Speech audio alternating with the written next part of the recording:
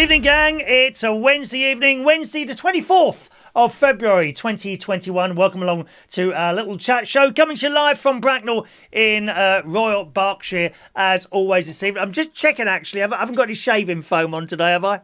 One thing I seem to keep doing, and I do look in the mirror when I'm doing my shaving. Oh yes, I try and look as nice as possible, and at my advancing years, it gets harder. It gets harder. I know you're probably looking at me and thinking, what's he talking about? He looks about 25. I'm actually more than twice that age. Can you believe that? Because I can't.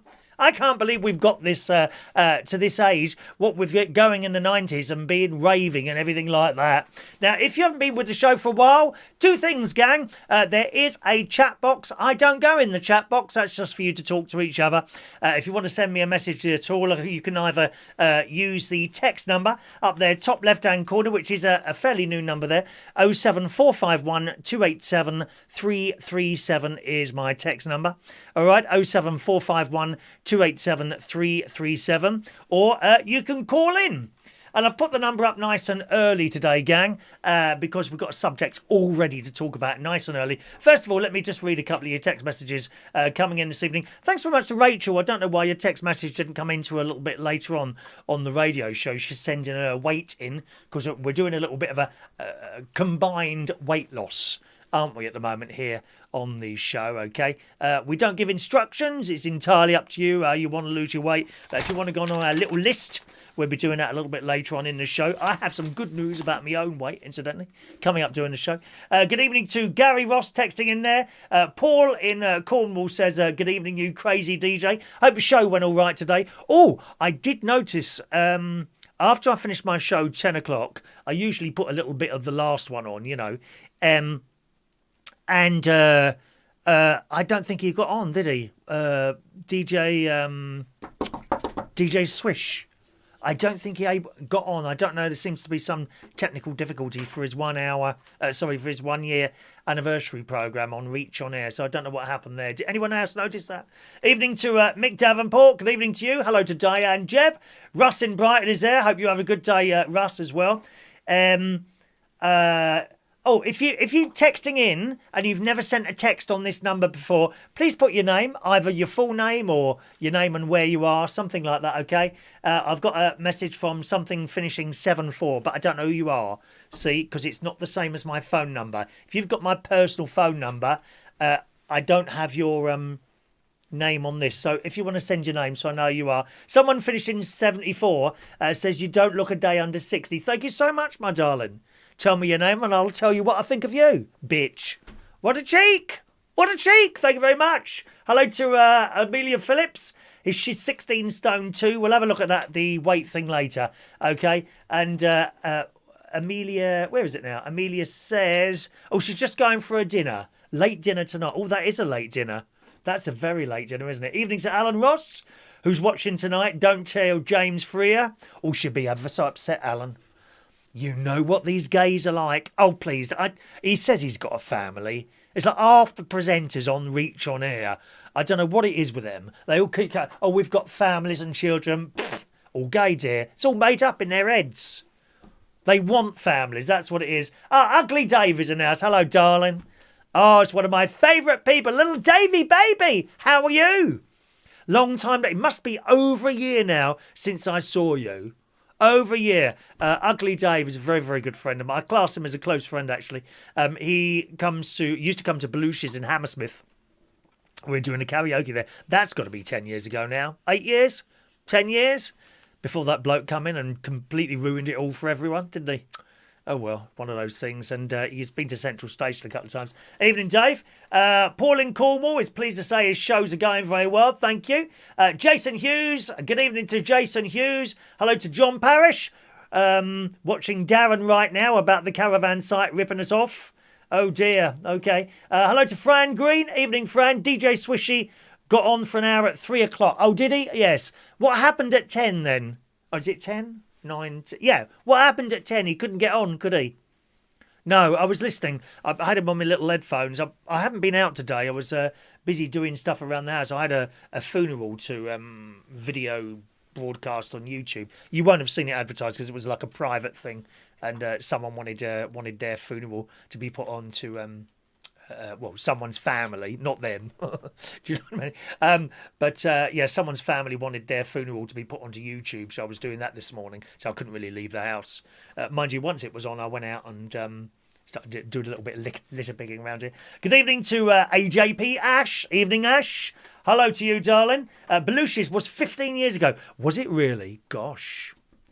Wow, that's unbelievable. I tell you what, Dave, I don't know if you're in pubs at the moment, but I've kind of decided that when the pubs open, I think I'm going to offer my services like really cheap because I miss doing it, basically. And plus, pubs haven't got the money, and I just miss doing it. And I don't think anyone's going to be able to be paid what they normally or used to get paid simply because of the fact that the pubs are like on their knees. So I've kind of decided to do everything for like half price, you know. So if you know anyone, do let us know there, darling. All right, Dave. Oh, it's so nice to see you pop up there. Our first little chat today, gang, is about friends. Okay, who's got friends? No. Oh, let me have a look at not many of you, have you? Never mind, not many people have got friends there, have they? Well, friends, have you ever had big rows with your friend? Or do you have big rows with your friends? Your closest friends, would you say? Your closest friends, you know, those that you sort of tell everything to, you know? I ask this because this story's appeared in The Sun a couple of days ago, and it's sad, really. I think it's always a little bit sad when you see friends row, usually for the most insignificant of reasons. Has this happened to you? I bet it's happened to virtually everyone here, where you've had big rows with your friends for the tiniest of reasons. In fact, I bet you don't even know half the time why you had that big row or stopped talking to them. It's the birds of a feather people. Now, when you watch that on the telly, they always came across as like really close-knit, didn't they, you know? You wouldn't think that they have row. Little tates here and there, but that's about all. Anyway, The Sun reports birds of a feather favourite Linda Robson and Pauline Quirke have fallen out after 50 years, a source has claimed. And I think, you know, when that happens, it's not just the thing that set it off. Then what comes into your head is all the other things that have upset you or annoyed you over the years. And they come back into your head. And for what is probably quite a brief moment, you think, don't want to ever talk to them again. Don't even talk to me. And within a couple of days, you're thinking, oh, do you know what I mean?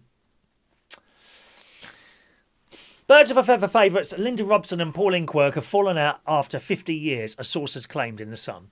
An insider says real and tense issues resulted in Pauline refusing to take part in the classic sitcom's 30th anniversary show in 2019.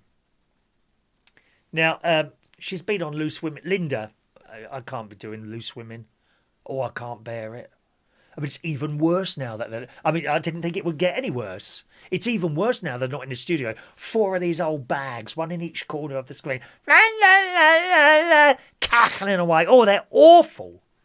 There's one new one on there, and she's just horrible. She comes across as horrible. The expressions on her face and that. She thinks she's above everyone. One of those. You know what I mean? Horrible. Anyway, Loose Women favourite Linda, 62, and Pauline, 61, who shot to fame on Birds of a Feather as Essex Girls Tracy and Sharon, which incidentally happen to be the names of first my niece and my sister, whose husbands were both jailed for robbery. Thieving bastards. They're robbing the place, dear. I have to lock all my doors before those 2 husbands are coming round here burgling me, pillaging my house, dear. I wouldn't mind if it was the lads down the road breaking in the middle of it. No, it doesn't matter anyway. Alongside Leslie Joseph, who played the snooty neighbour Dorian, the trio became huge sitcom stars in the 80s and 90s. The show recently returned for a Christmas comeback, but without Pauline, whose character was written out as stuck on a COVID cruise. Now, I must admit, if I was the maker of that programme, I don't think you could have done it without Pauline. I don't think I saw the Christmas special. But, you know, it's almost like... I'll tell you what, there's a good example. The two Ronnies. You remember the fantastic two Ronnies back in the 70s and 80s? Great comedy. One of them died. And then years later, I always remember it, one Christmas special, it was on his own. The One Ronnie, I think it was called. And he did the show like his other partner in crime was still there, but he wasn't, if you see what I mean. And it was a one-man show, and I just ended up feeling sorry for him, really. He put a lot of effort into it, little Ronnie Corbett, but it didn't really work. You know, when you see certain people together, such as Birds of a Feather, how can you make that programme with one missing? It doesn't do it, does it? A source has told the Daily Mail both Linda and Leslie were saddened that Pauline didn't want to return to make a 30th anniversary special. Linda and Pauline used to be very close, less so Pauline and Leslie. I think Pauline resented the attention that Leslie got, and it was very tense and difficult to navigate at times. Pauline wasn't approached about the Christmas special. The atmosphere on the set had previously become difficult. There were real and tense issues. Last year, Linda spoke about her long friendships with Pauline, saying we were friends from the age of 10 years. Now, I do have a boyhood friend, but I haven't seen him for 45 years. I'm in contact with him on Facebook, and now and again I'll give him a call, but that's about it. Yeah, I expect one or two of you have had friends from sort of 8 or 9 years old and you're still in contact with them. Are you? That must be great. And then to fall out. We've been really good friends and we're still working 52 years later. She said, we were known as the real kids or the Cockney kids off the street. We went to the same primary school and we started taking acting classes together. Pauline... Linda joined the lineup of Loose Women and quickly became a hit with fans of the show, where she's nicknamed Nanny. See, I can't stand the show. Pauline, meanwhile, went into more serious acting and won huge acclaim for her gritty role in the drama Broadchurch. So that's it. They're not talking after all that time. How sad is that? Has that happened to you? Now, we don't really want to mention people on here. You know, I don't want names or anything like that. But has that happened to you? And did it resolve itself? What happened? Can you tell me what happened? What happened with you and one of your best friends? I've been there many, many times. Many, many times. There was a bloke years ago. We were both in our 20s and we went... It often happens on holidays, strangely enough, doesn't it? You have these rows on holidays. You see, they want to do one thing, you want to do another. And it was just awful, awful. I actually went on 2 holidays with this person. And neither of them, they both ended up in rows, terrible rows. And even my mate now, he will tell you, and we will sit there and we will laugh about it. The rows we've had. And actually, I can't think... what they're over, really. I think probably the worst. My best mate now. I've not spoken to him for like 4 or 5 years at a time. It's true, and then eventually someone picks up a phone or sends a text message. 4 or 5 years not to speak to someone, and then in that time, I suppose I got a few messages and. Well, just delete like that. And then one day I just replied. It wasn't the only occasion. We went on a holiday to Mexico. I came back a week early. We had a row on this boat. Much to the point, we were in our cabin having this massive row. Someone called the staff to come in. Just check that everything was all right. That was on a boat. We had a row in Italy. I was tired and he wanted to carry on. rows on the phone sometimes, just put the phone down, and then months passed. It was about a year ago, I think. I think the last bad one was a year ago. What was that over? Oh, he'd asked me not to tell him what was in a program, and I said something like, well, I'm not going to tell you what's in this program as you requested, but some of the cast members have changed. And then he flipped. Didn't speak to him for months. And it's usually, and it's just so silly, isn't it? So silly. What about you?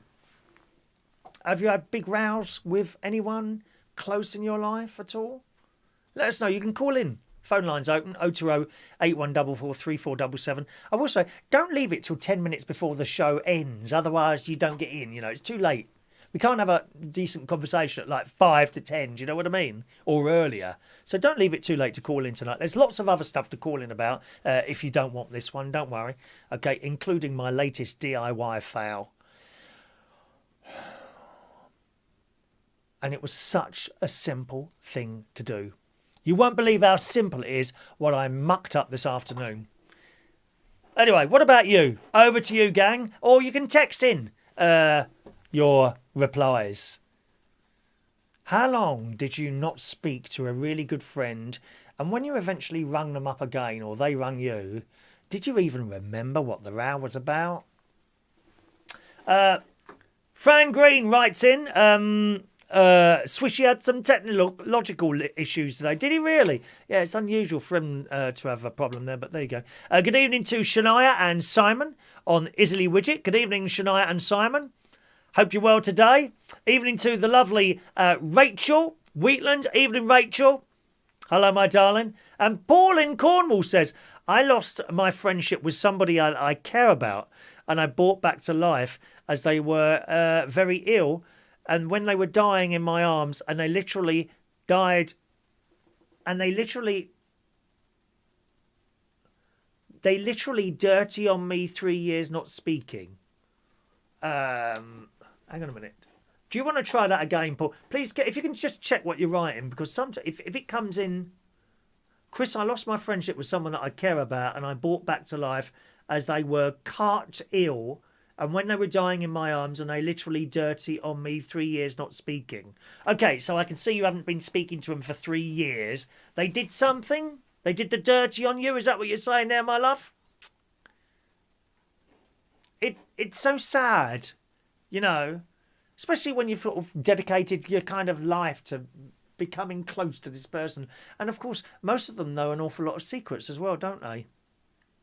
Who's got a best friend and another half, and the best friend probably knows more about them than the other half? Because you've told them. What about when the best friend does a dirty on you? I had a best friend, okay, and was seeing my other half. And in actual fact, you end up disliking your best friend more than the other half who's been cheating. Isn't it? Not the one, not my best friend now.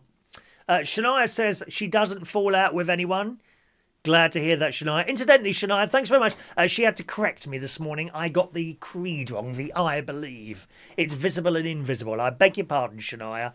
I still can't get used to that new creed, dear. It's been about 3 or 4 years now, hasn't it? The I believe in one God and all that business. 0208144 3477 is my local London number if you want to call in, and the text 07451 287 337 is the text in number. All right, my loves. Thanks very much for your likes. A couple of people liking the show today. That's the little thumbs up thing underneath the little screen. If you could hit that, because it helps with the YouTube algorithms and all that business. All right. Okay, gang. Let's just have a look at my DIY failure today. Now, I no longer attempt any sort of DIY. Just a moment. Let's just read Clarissa's message here. Clarissa says, me and my best mate have known each other since primary school, and we've never, ever had a falling out. How blooming marvellous is that, eh? Oh, that's wonderful, Clarissa. Yeah, there's one particular friend I wish I was in contact with actually, and that is Steve. Steve Short was his name. He never ever let me down. Never, never had a row.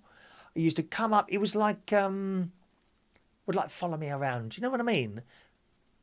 He never ever let me down. He was in the Scouts with me and the Cubs. Was he in the Cubs with me? I don't know if he was in the Cubs. He was in the Scouts with me, and he wasn't. He only lived like we lived up there, and he lived kind of down there in a block down there. He'd just walk over to the house and all that. He used to go round his house on a Friday night with his family, and his mum and dad would be there, and his sister, who I fancied at the time, Leslie. That was his sister. And I went on holiday with the family. We went to Cornwall. I can't remember the holiday now. What happened or whatever. Anyway, Steve was my best friend, and he was a wonderful character actually. He's still around. Must see if I can find him again. His mother was lovely. He used to go there on a Friday night and watch soap. Ba ba da ba da ba ba ba. I've got that soap music as one of my underneath bits of music when I'm talking in the morning on the radio show there. Do you remember soap? Anyway, we used to go round there it was on 10 o'clock at night, so it was quite late on a Friday night, and we'd sit there and watch soap. And his mum, Bobby Short, her name was. I think she's still around. Lovely lady. Lovely family. She would make these cakes, fruit cakes. Oh, they were delicious. We used to sit there and eat this great big hunk of cake. Never used to put any weight, did we? No one ever put weight on. And Steve would sometimes come up my house and play music and all that business. I don't think did he do a radio show when I had a pirate radio station? I can't remember now if he did a... Oh, yes, he did. He did a Shawaddy Waddy. He liked Shawaddy Waddy, so he did the Shawaddy Waddy show where you just play Shawaddy Waddy music. My other friend, Alan Campbell at the time, he used to do the ABBA show. It was just basically playing ABBA songs saying, that was, this is. It was all done on a cassette recorder. Just pushed the jack in, spoke, and then pulled it back out again so it would record the music. Everything was on cassette. Do you remember cassette tapes? There's one here somewhere. Here it is. My God, this is old. Music and songs, it says on there. Look at that. Philips cassette recorder. The cassette recorder I had, I've got to find some way of playing that actually. The cassette, there's some more here, look. What's this one? Oh, that I tell you what, that is that's a recording when I was on Liberty Radio, that is, and it says with phone calls. I think my mum's on this. I think my mum's actually on that somewhere, on that recording, when I was doing Liberty Radio in 1999, that was. But that, 16, 26, 36, 46, 56, that's got to be between 40 and 46 years old, that cassette. All the little shows were there. And Steve used to come and do Shawaddy Waddy. On one, you know those old Philips cassette recorders with the one button? Push forward, pull to stop to play, pull backwards to stop, push to the left to go backwards, push to the right to go forwards, and to record you had to push a red button down like that and push that up like that and just speak into the microphone. Fabulous. Now it's all on a boring computer. Yeah, they were my best friends. Here we go. Paul says, I was a carer for nearly 5 years with this person, and they started trouble because of other family members, but I brought her back to life as we only had a 15 minutes to do a CPR and to look after her before the ambulance came. Is that where you bash them on the chest? Bang! Well, that's what they do in Casualty. Bang! Bang! Bang! Like that, don't they? Get broken ribs, my love. Trouble is, these idiots now, you do that to someone, save their lives, right? You might break a rib in the process. That's just how it is. I know how it works, like that. And then they take you to court for damage, for abuse. There was one story, and I don't know if it's true or not. One story, some silly old bag, pretty girl, with the bikini type breasts, the sort, right? Okay, very pretty, all the makeup on. She was drowning. Some bloke saved her. I think it was Italy, if I remember rightly. A couple of years ago, this is. He saved her, took her up, and a few days later, she sued him for touching her without her permission or something. He saved her life. Next time, let them bleed and drown. That's what I say. Shania. The word's changed a long time. Is it 10 years ago now? I can't remember that. Gosh, that's a long time ago, isn't it? Someone finishing 5-4. I don't know your name. You haven't sent a text before, so could you just text back and put your name and where you are? And then I can refer to you by name rather than number. Someone's number finishing 5-4 fell out with a friend over borrowed money and was not a massive amount, but cheeky devil made me feel guilty for asking it back. That was 2 years ago. Never got the money back, of course. Don't loan anyone now, which is a shame. I'm the same as you, 5-4. Send us a little thing with your name. If you've not sent your name before, just put your name on the end there and where you are, and then I can refer to you by name. But whoever that is finishing 5-4, it's happened to me. You know, I would advise anyone, and I've been saying this for years, don't ever lend anyone money. No one. If a family member wants money, then give it, not expecting it back. If it comes back, it's a bonus. Right, if they say they're going to pay it back, don't expect it to come back. Because it won't. It goes for everyone. Everyone. Never lend anyone money except your family, and then when you give it, don't expect it back, or give it. Okay, give it. I don't want this back, have it. That's okay. That's fine. Never ever lend anyone money. £5 here, £10 there, never comes back. And then you'll be, in a few months' time when the pubs are open, you'll be down a pub. You know, there's that bloke you lent 20 quid to. He's sitting in the bar. Have you got my money? Oh, I haven't got it at the moment. Sitting there with a pint of lit lager, isn't he? Don't ever lend anyone. I'm sorry to be so cold, but I've experienced it for years. People don't pay it back. They really don't. Ugly Dave had my best friend sleep with my ex after we had a really bad breakup. So I didn't speak to him for years. We talk now, but it's not how it was. I don't think it ever can be, Dave, to be honest. I don't think it ever can be. Not really. It's difficult, isn't it? As I say, I had a bloke went out with my other... Oh, actually, there was a girl as well years ago. Girl I was going out with. We went on had a little bit of a row, and then I found out some other bloke had snogged her. Are you good at that, Dave? Can I try it out? Isn't it funny when you think about snogging, right?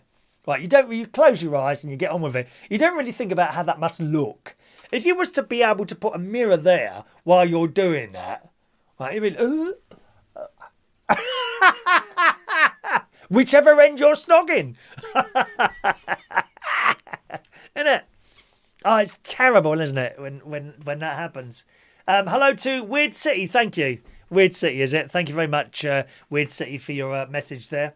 Adam the Plumber says, I think it would be lovely if you could transfer some of your old tapes onto the computer and play some of them for us by the van when you were 16 with your pirate radio station. I'm sure I have a couple of those old shows somewhere. In fact, I think I've actually got a show by my ex-wife. Actually, she's like Elvis, but I wouldn't play it. No, I'd have to ask her first, and I haven't spoken to her for like, oh my God, it must be 25, 35, 45, 50, 30 odd years now. You know, like, it would be very I wouldn't play them. I wouldn't be able to play them. I think I might have an ABBA show from Alan Campbell, and there was a show called Disco Lineup with. They called themselves funny names, actually. Dave the Rave and Boogie Woogie Adam. That's what they called themselves on my pirate radio station. They come up one day and recorded all these shows, you know, half an hour long. It was great fun.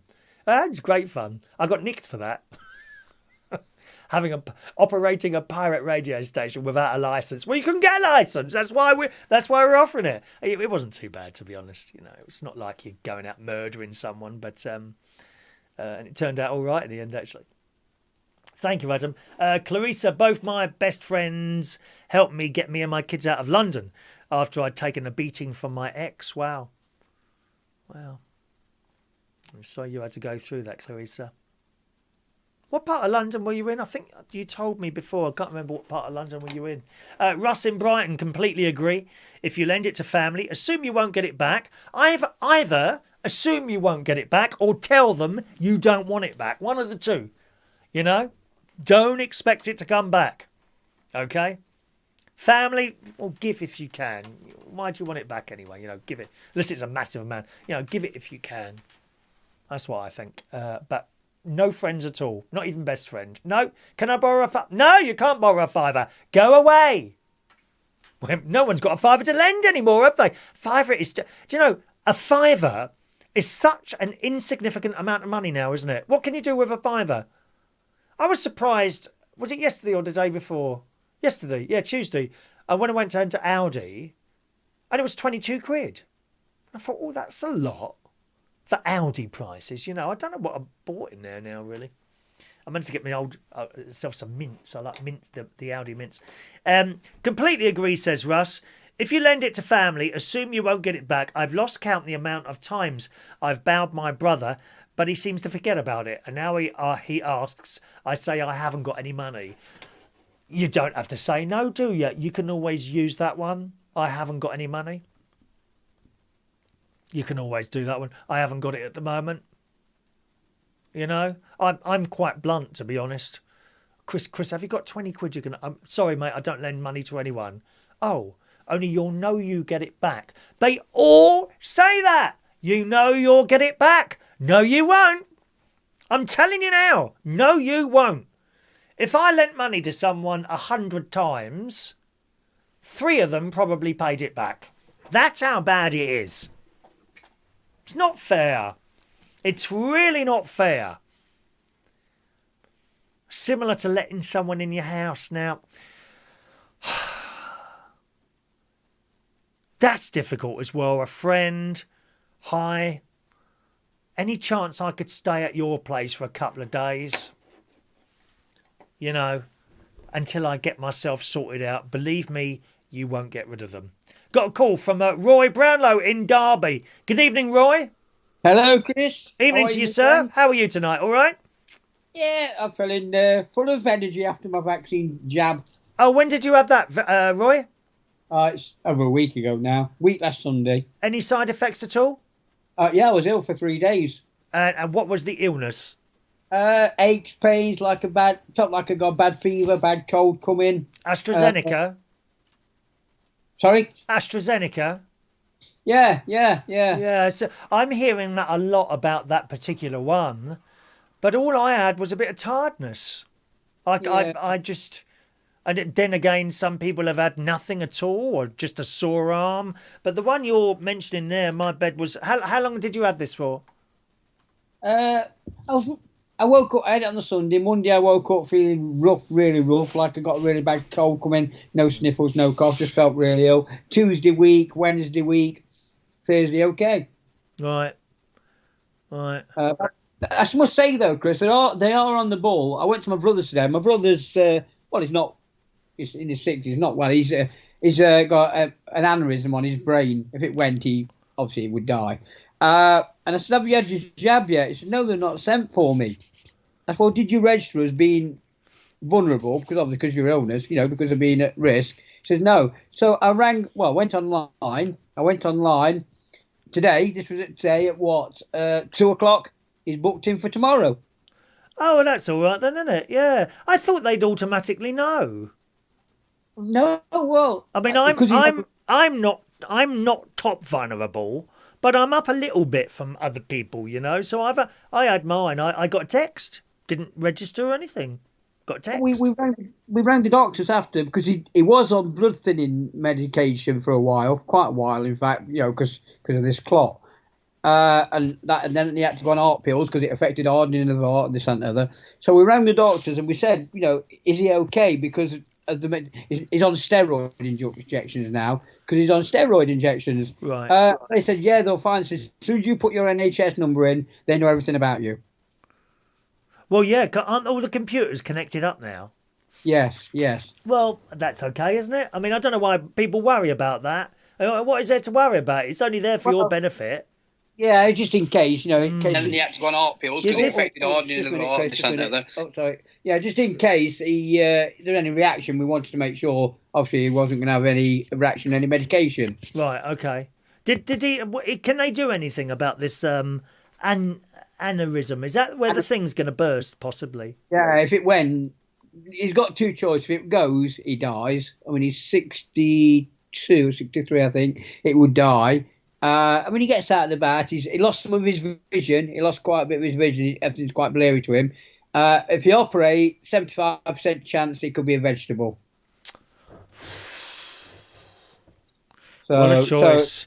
What a choice! I mean, my mate's friend years ago, he was on lots and lots of drugs and things, and there was something wrong. To find what was wrong, they had to take him off the drugs. So the drugs wear off, and then they might be able to see what happens. The trouble is, if they take him off the drugs, that might kill him. So he decided to come off the drugs, and guess what? He died. Yeah, it's an awful decision something like that is, isn't it? Same with my brother. I mean, he had to go on these pills because he was on these pills. It caused the hardening of the heart. He had to go on. We checked, could have possible heart attack, so he had to have blood thinning tablets. I forget what they called. You may know. He had to have the blood thinning tablets. Because he had the blood thinning tablets, then he was at risk if he ever cut himself once. We had to rush him to the hospital. Yes. Like cut, but he bled like nobody's business. We had to rush the hospital. Yeah, that's what those things do, don't they? You cut yourself, and it just keeps coming out. It doesn't stop. He doesn't clot, yeah. But luckily he's off them now. But he has, I think he said, every 2 weeks he has to have a steroid injection. Right. Oh, that can't be fun, having a bleeding needle in your arm. Is it in your arm? I don't know where he is. I didn't really ask. But yeah. So I'm going to take him tomorrow. Obviously, Mike, I haven't got a car. I sold my car because obviously I'm not working. Right. So we're going to catch the bus and I'm going to take him tomorrow. It's local, within 2 miles. Oh, yeah. I've got a car in the garage. I pay monthly for. It's sat there.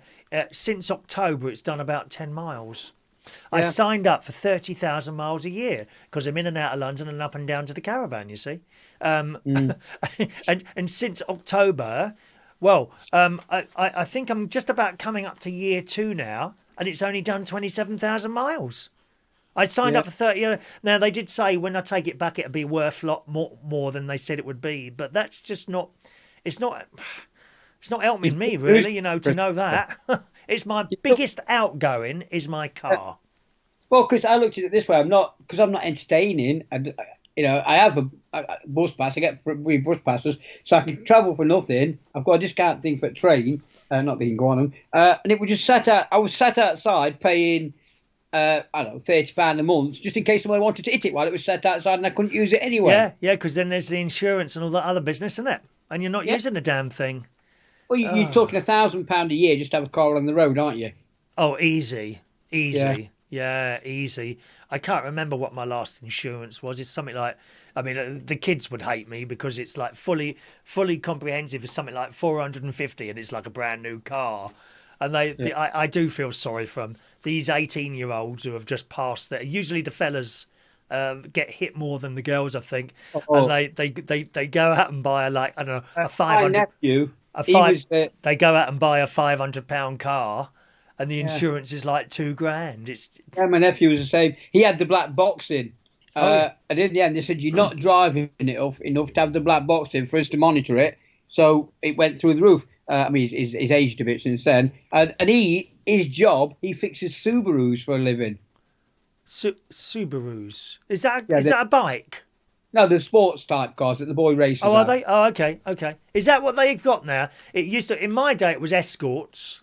Yeah. And in my younger nephew's day, it was Vauxhall Corsas, and we've had different cars in between that, haven't it? It was never the Nissan Micra.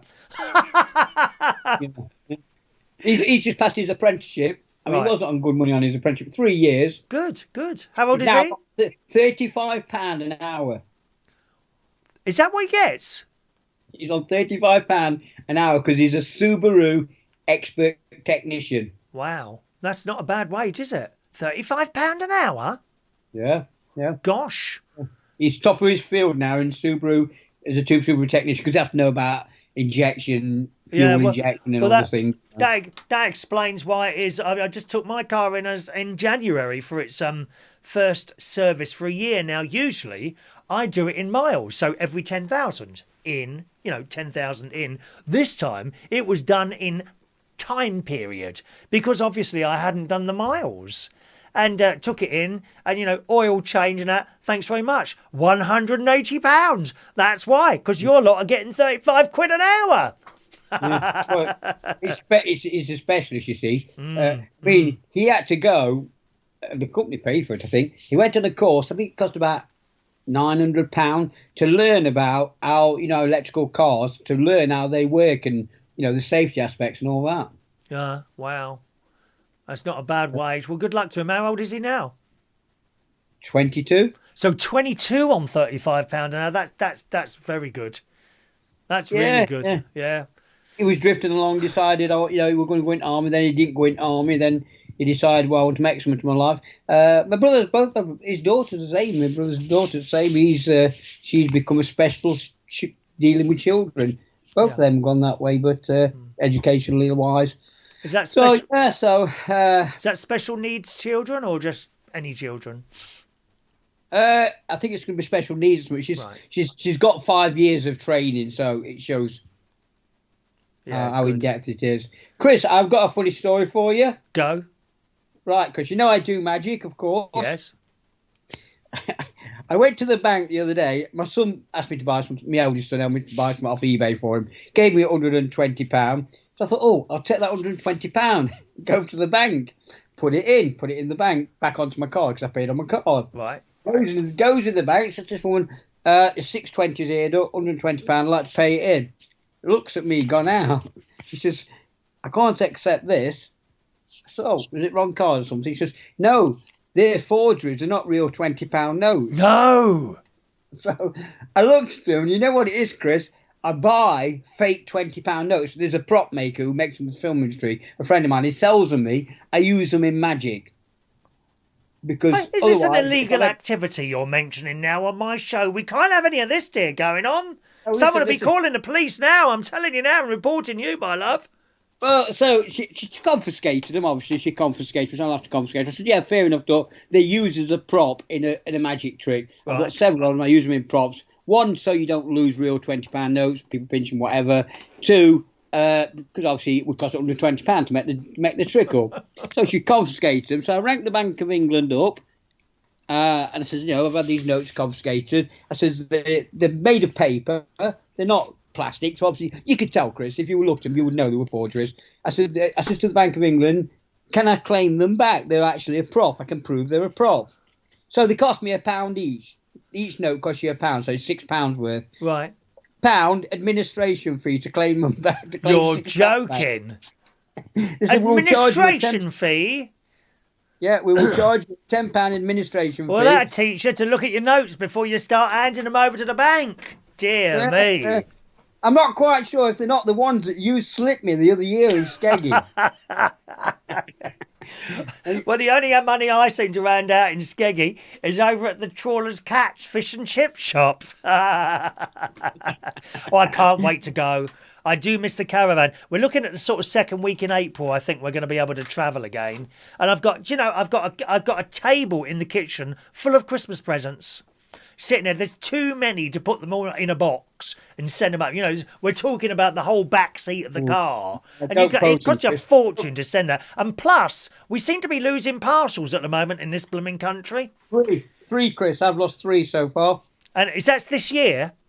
Since the lockdown, second lockdown, I've lost 3 parcels. Yeah. Reported it to the postmaster and they've done nothing. I never, ever lost anything before. And I've lost something sending out and something coming here. Two items coming here and 1 going out. Shocking. Anyway, Roy, thanks very much for your call tonight. All right, Chris, have a good one. Pleasure to talk to you, sir. Cheerio now. It's a pleasure for you. All right. Bye-bye. Roy Brownlow in Derby there. Thanks very much, Roy. Glenda says, I've tried texting your new number, but I don't think you received it. Hang on a minute, Glenda. Let's have a look. Maybe not, Glenda. I'll give you the number for you to text, okay? The international number would be 447451 287 337. All right. So if you're trying internationally, and I do get texts in from someone in Holland.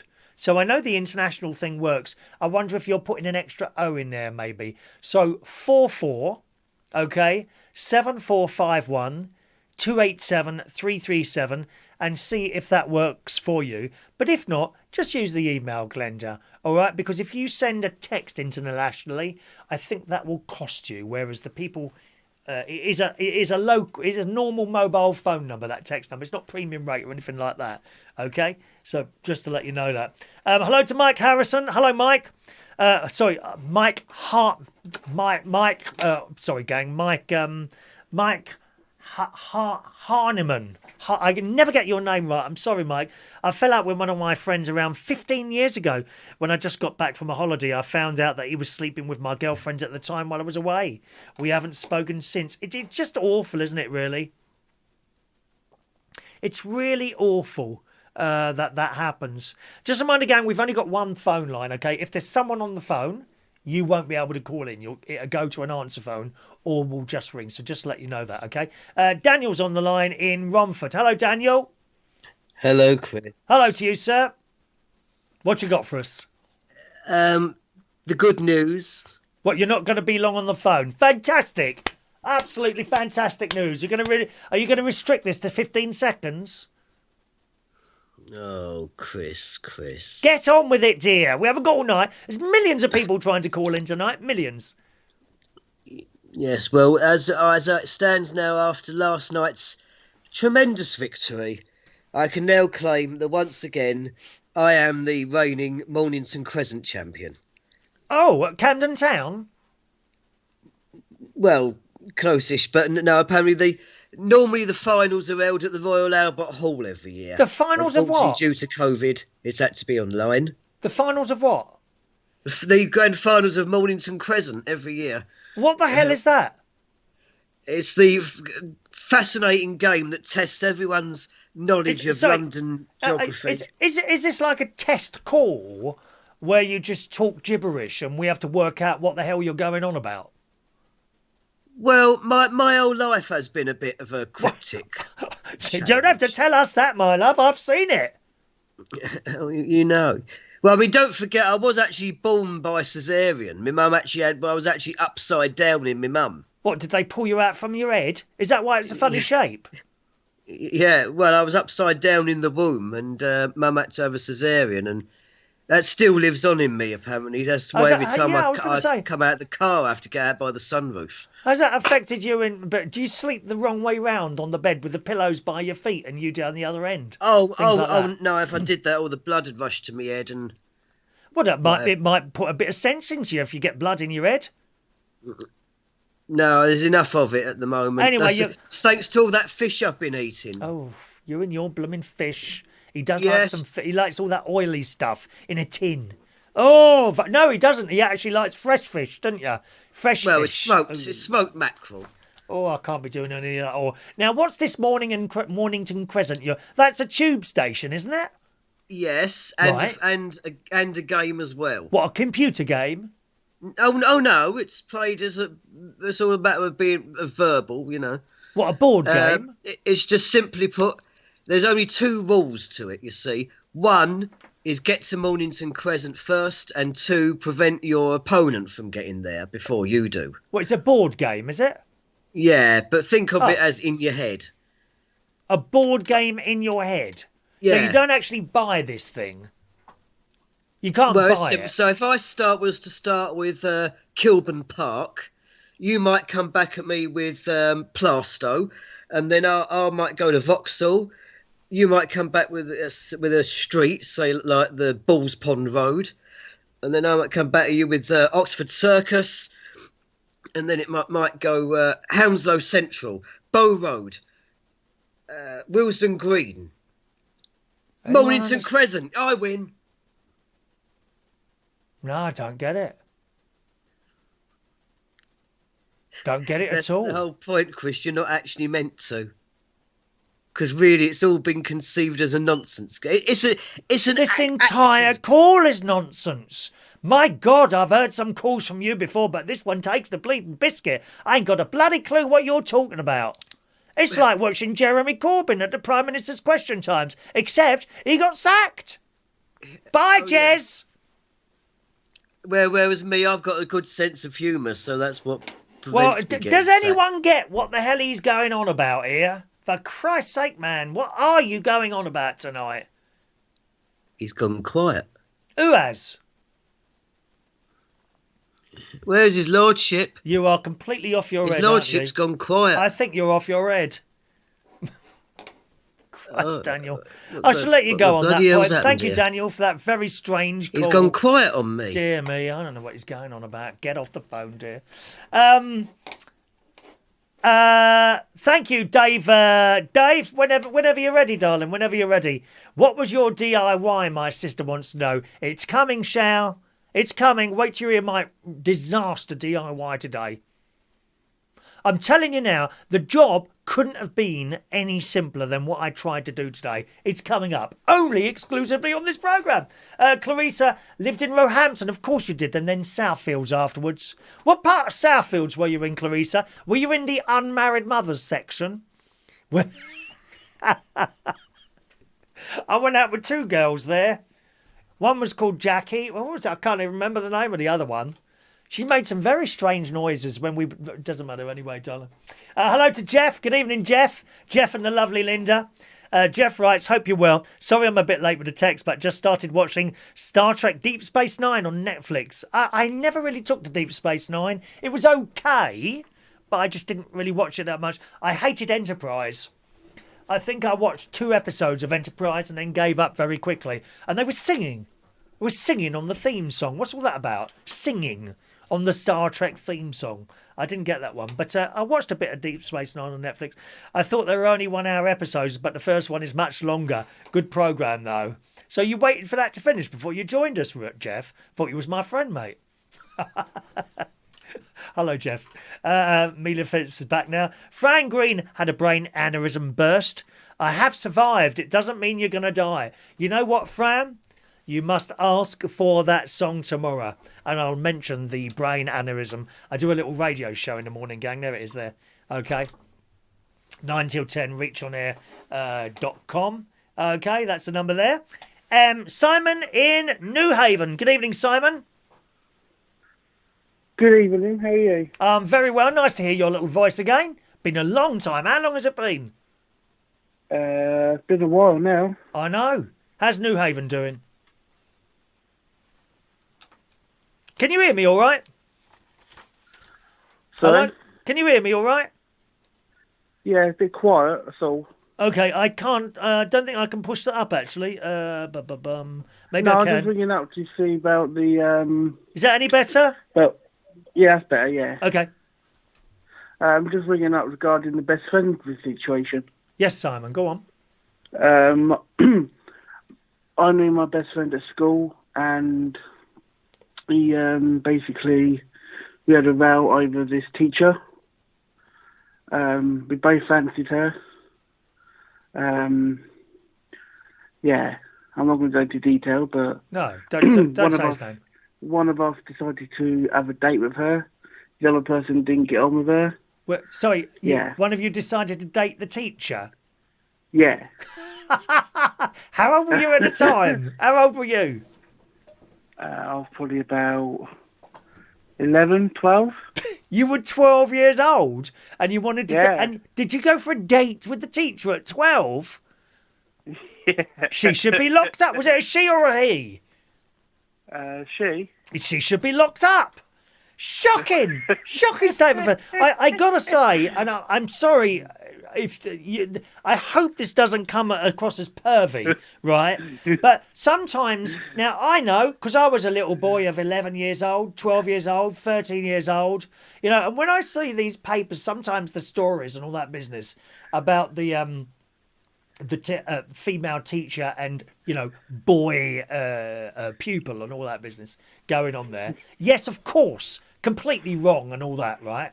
and should be punished, maybe thrown in prison as well. Don't know from the teacher's point of view. But when I see them, and I think, yeah, but the boy would have thought he was having a whale of a time. But the good thing was, nothing happened. That's the main thing. Oh, thank God for that! Thank God for that! We just went for a drink in that, that's all.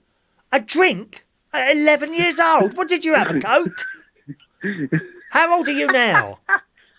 I'm 28 now. 28, and you had a date with your teacher at 11 years old. But it wasn't a date like that, was it?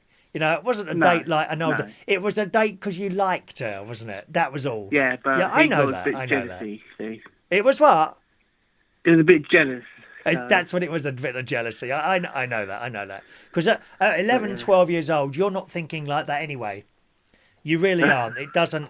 I don't think that develops in your brain till a little bit later on. But you do. You like your teacher, so you wanted to have a little date with her. Oh, well, that's kind of cute. That is really. That's kind of cute, isn't it? Eh? But yeah. No, we're talking now though. But yeah. Oh yeah. Good. Yeah. Such a small thing when you think about, and you know, all the aggravation you had perhaps with that. Such a small thing when you think back, isn't it? Really. Yeah. You know, to undo all that time of friendship, and then something happens and it all collapses. Yeah, it's sad. Thanks ever so much, Simon. Cheers, Chris. Thanks for the call. Bye-bye now. Bye, thanks. Simon in New Haven there, boys and girls. 020-8144-3477 is my phone-in number. Hello to Maureen today. Good evening to Maureen. Welcome. She's received her stickers that she won on the bingo on Sunday night. Nice one, Maureen. If you're new with us, gang, we do have a bingo show on Sunday night. There it is. It's at 8 o'clock. It's on a different channel, okay? thebingochannel.co.uk. Thebingochannel.co.uk. Sunday nights at 8 o'clock.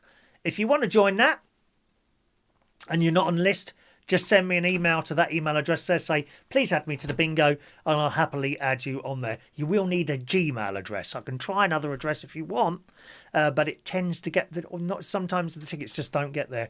Okay, Gmail address we never seem to have a problem with. chris@unitedkingdomtalk.co.uk. Hello to Roy the boy. Good evening, Roy. He lent a family member £2,500 9 years ago and not had a penny back. I suppose they promised it, did they? But like I say, if it's a family member, you've got to kind of either give it as a gift, or even if they say it's going to come back, write it off anyway. Don't expect it back. That's just how it is. Just how it is, yeah? Alan Ross says, I'm an ex-tube driver. Even I am confused of that Mornington Crescent thing. Just get the Northern Line. I don't know what planet Danny's on tonight. He does good calls, Danny, doesn't he? Roy Brownlow, Daniel's Taxi Scrabble. Very amusing. I don't know what that is, dear. Hello to Keyville Drive. Just down... Keyville Drive, is that where you were? Keyville Drive.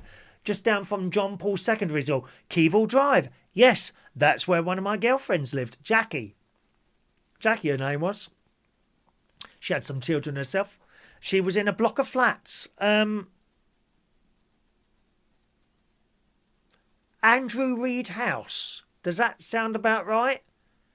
Andrew Reed House? Something like that? Southfields? Tell me if I've got that right, Clarissa. Ugly Dave, it's on the screen. 020-8144-3477 is the phone-in number. 020-8144-3477. Glenda, if you tried to send that text, it still didn't get there. Okay? If you tried to send that text, it still didn't get here. But you can use just use the email, and I'll keep an eye out for you there. All right, my love, let me just clear some of those down, or it'll get a little bit too complicated. Because I want to tell you, if we don't get a call in now, I'd like to tell you now about my complete DIY foul. And as you know, it's not the first one, gang. My fouls, my DIY is usually a foul. Here's a call, 74. It's Dave. Hello, Dave. Hello. A very good evening to you, all right? No, not too bad, mate. How are you? You sound very bright and sparkly tonight. Are you speaking... You sound like you're speaking in a public toilet. I thought it was only me that put my phone numbers up in public toilets. Well, that's how I got your phone number, darling. What you got for us, young Dave? It's nice to see you come up there. Yeah, I've been away for a while, haven't I? So. Have you? Where have you been? Well, no, just away from your chats and whatnot. Yeah. But people often, not many people are here all the time. Sometimes people disappear for a little while. They get fed up. I can't think why anyone would get fed up watching me, but there you go. It's one of those things, you know. You can't please all of them. No, you certainly can't, dear. You certainly can't. Believe me. Is this about your breakup with your friend? Oh, I was just calling in to have a chat, but yeah, we can talk about that if you like. Yeah, go on. Tell us what happened there. Yeah, no names. So I was dating this girl called Jess. Not many moons. We've told the name now. Never mind. We had a bad breakup. She went to go. So basically, her parents, her mother, didn't like me. Very, very middle class, shall we say? I mean, do you not consider yourself middle class then, Dave? Oh my fuck! Will you not swear, please? Don't no swearing, dear. No swearing. Okay. I'm sorry, dear. I'm sorry. But no, yeah. So she was typical middle class. Lived in Fareham, had a ski chalet in Morzine. I was the working class, cider swelling scumbag that was dating her daughter. That's why I like you, Dave. I don't like posh, darling. I don't like posh, dear. They want the sheets ironed and everything, for Christ's sake. What's all that about? God's sake, man. Do you know, I know someone that washes their sheets as much as once a month. Can you believe that? To be fair, I wash mine twice a week. Oh, do you? Oh. Yeah. Oh, okay. Anyway, carry on. Yes. So we had her mum made her decide she wanted to go on a gap year. She was quite young actually. She was 18. I was 24. Oh, that's not much of a gap. Her mum said, right, you've got to go on a gap year before uni. Yeah. She had a great idea. Okay, yeah, we'll date until I go away, and then we'll break up for the year, and then when I come back, we'll see how it goes. But not a chance. We're going to do it. Otherwise, we'll break up now. Right. It was very messy, very messy. She came back from France because she was working out of this ski chalet. And the night she came back, she met up with her best mate Luke and slept with him. Oh. Yeah. And I bet you hated your best mate more than you did her.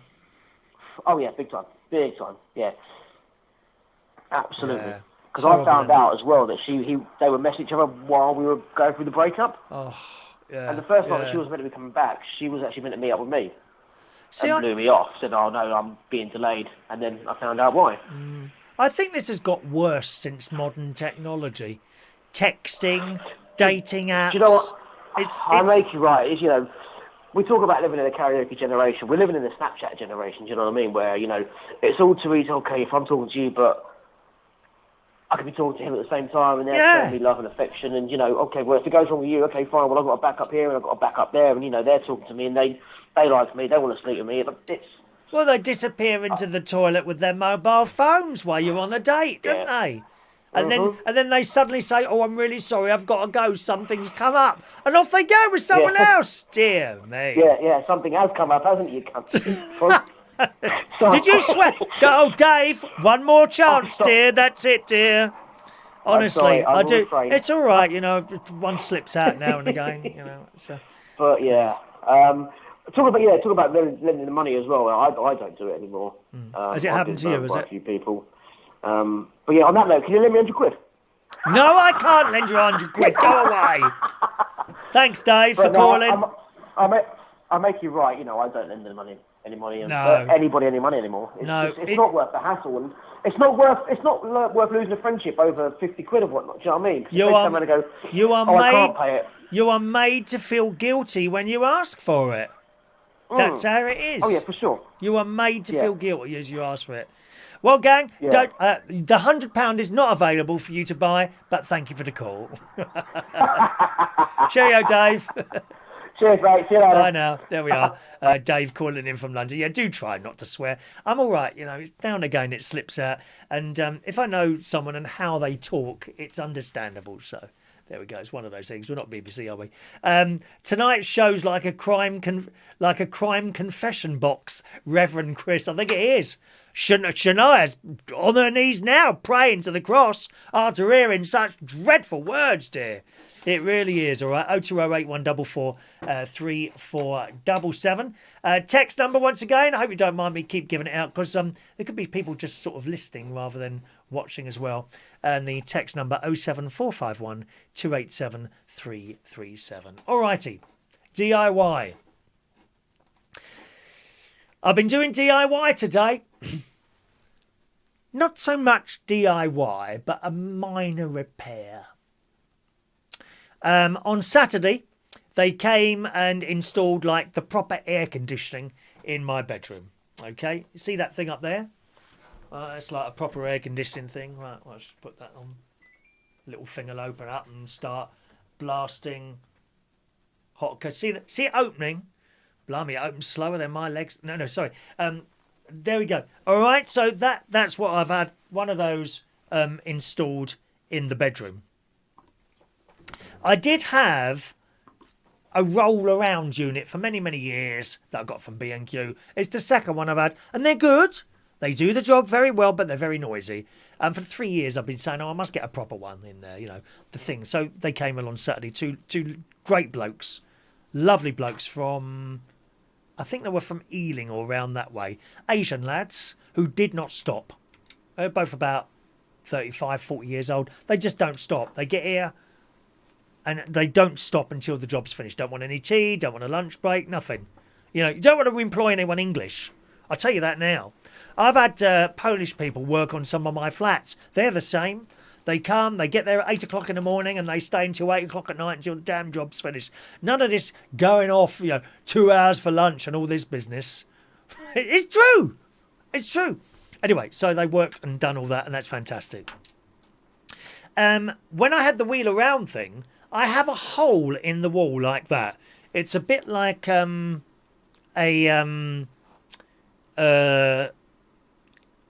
it is the same size as one of those tumble dryer holes, okay? So you've got the unit by the wall, hole in the wall, which I did. Yeah, I had to get someone in to sort that out because that had gone wrong. It's about 15 years ago now. I made the hole too big. Another bloke had to come in and sort that out. Anyway, and so hole in the wall. So now we've had that put in, right? Oh, hang on, I've still got that on.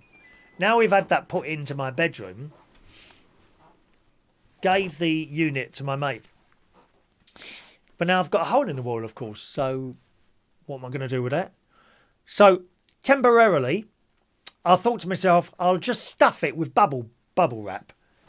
This stuff. Got a big roll of this that I'll send prizes out in. See, I'll stuff it with bubble wrap, and I'll order a piece of white plastic to just put over the front of it. And I'm a terror for not measuring stuff. I don't measure stuff. I'm looking at this thing.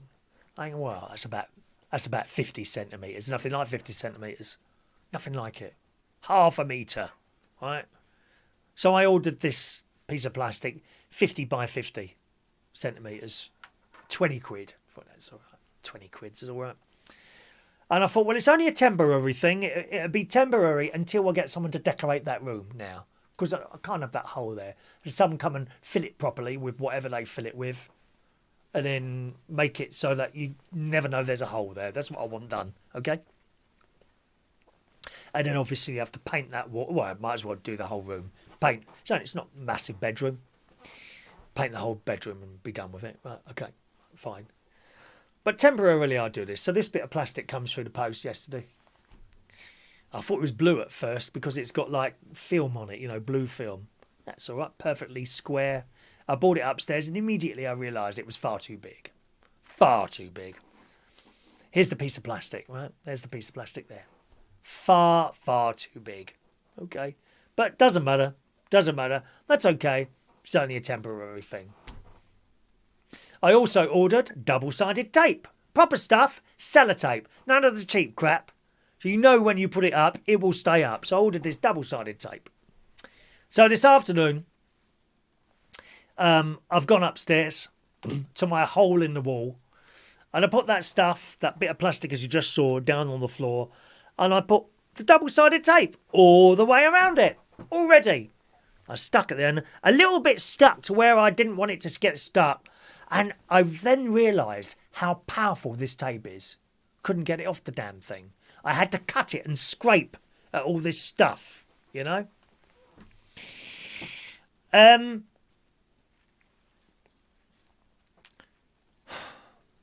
So I now took off the backing tape from this thing and held it up to the hole. Here's the hole. That's what the hole was like, okay? So you imagine I've got a white wall there. Through that hole was the ducting thing. I've stuffed it with that stuff and I've pushed it further in than the hole so it won't stick up, right? And I made the bit of plastic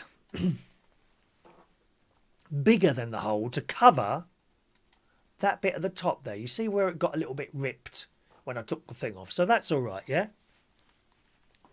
So I've put this thing up. And I just gently, the top bit of it, so it would just hold. And I took a little, I had one of those things, you know, with a little bubble in it. And it was leaning to one side. And I thought, oh. So I thought, well, I'll have to reposition that.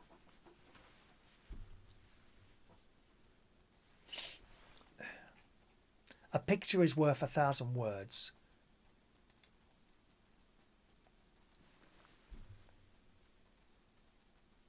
Look at it.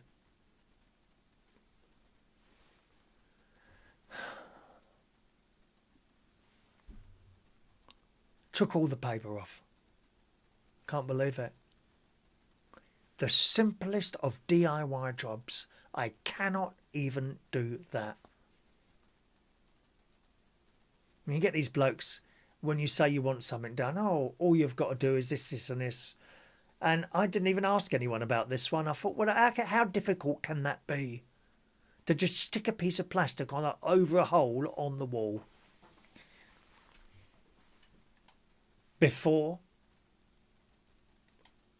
After. So I've now made it 1,000 times worse than what it was. Do you know what? It would have looked better if I'd have got a piece of paper and stuck it over with sellotape than what's happened there. And of course now it's taken the paper off. So you can't just paint over that now because it'd be different levels, wouldn't it?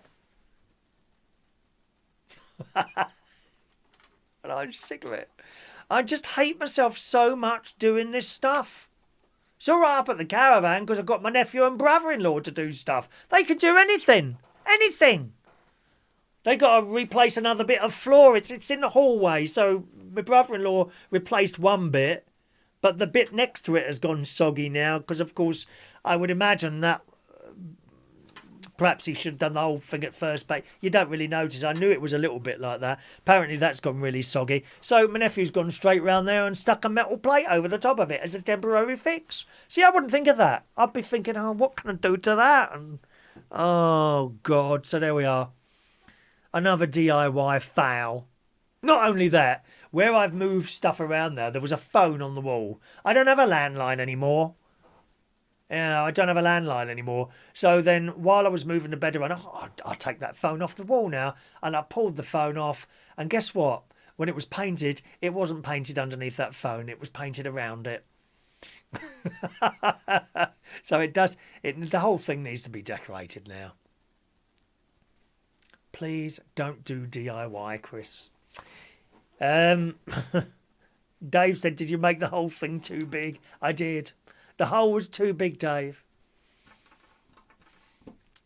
Perhaps you'll find out one day. Russ in Brighton says, stick to the radio show, Chris. Yeah, I don't seem to have any problem talking. It's doing stuff like that. There was 2 DIY fails, actually. 2.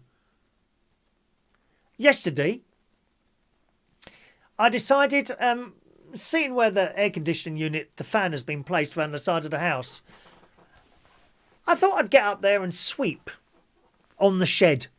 where there's all like debris. I thought give that a sweep. I usually do that once a year anyway, so I'm up on the shed sweeping this thing. I thought, do you know what? While I'm up here, I think I'll clean the 2 light fittings. I've got 2 light fittings around the side of the house. The whole house is lit up with lights. I like lights. Do you like lights? I like lights. Fairy lights, white lights, whatever. I like lights. So I decided to clean these 2 bits of plastic. I thought, be very careful. Once plastic, as fellas will know this, once the plastic's been outside for a while, it goes a bit brittle. So you've got to be a bit careful. So I was careful and I inserted my screwdriver and just did it and it popped off. I thought, oh, easy, easy. So I've cleaned these 2 bits of plastic. I thought I'd put some bleach on them as well to see if that, because they slightly discoloured, didn't they, over time. Didn't really make any difference, to be honest. Anyway, so I put the first one on. That was all right. I put the second one on with difficulty. With difficulty. Just couldn't get the damn thing back on. You know, if you've got one side in, the other side wouldn't go on. Then you put that side in, and then you have to be really careful getting this thing in. Anyway, I managed to get it on. I thought, shall I test them? This would be about 3 o'clock yesterday afternoon. I thought, no, it'd be all right. And last night, you know, the timer switches the lights on. Guess what? One of them don't work anymore, does it? Well, what have I done to that? Thought to myself, maybe the bulb has fallen off because they're like these LED things and they kind of clip on, but a bit loose maybe. Anyway, so I thought, shall I go up there tomorrow night? And I thought, no, leave it tonight. I got up there today. So I went up today, actually just after the show, because I couldn't leave the house today. I was doing this funeral thing on the internet. And went up there again and I clipped the thing back off and it doesn't look very loose. And it looks like one of the wires is a bit loose the wires don't screw in. They kind of just push in this bit of metal. Well, it's bloody useless, that is. Useless. And I've had it before where the metal was kind of moved or expanded on its own a little bit and it no longer grips that bit of wire. So I jiggled the wire and this light's going on and off and I put it in a position and it's on. So I've now got the light and I put the thing back on and I switched it on and it's on. So I'll see how it goes. Otherwise, that's a whole new fitting. Aren't they useless? Why did they replace screws with these stupid little bits of metal and you push it and see it's supposed to grip it like that? But over time, they seem to open up on their own. Absolutely useless. There you go. Another example of technology moving on and not being as good as it used to be. Get the screws back, dear. Or I don't know, what would you do to that? How would you fix that? Is there a fix to that? Maybe if you put a bit of solder on the wire, that would make it a bit thicker, wouldn't it? And then push it in. And you've got a blooming soldering iron up the blooming ladder, wouldn't you? Gary says buy some expanding foam and it will cover that. Oh, yes, I'm sure that will fill the hole all right. I was going to do that. But now you see the wall is messy. Now, that whole wall's going to have the paper come off it, isn't it? Otherwise, it's not going to be flat. I can't be having that. Oh, Christ. Not at the moment, no. I can't afford to have any decorating done at the moment. Very poor at the moment. And Roy says, easy, expanding foam skimmed over with plaster. Now, you've done it again. Easy. Not for me, Roy. Not for me.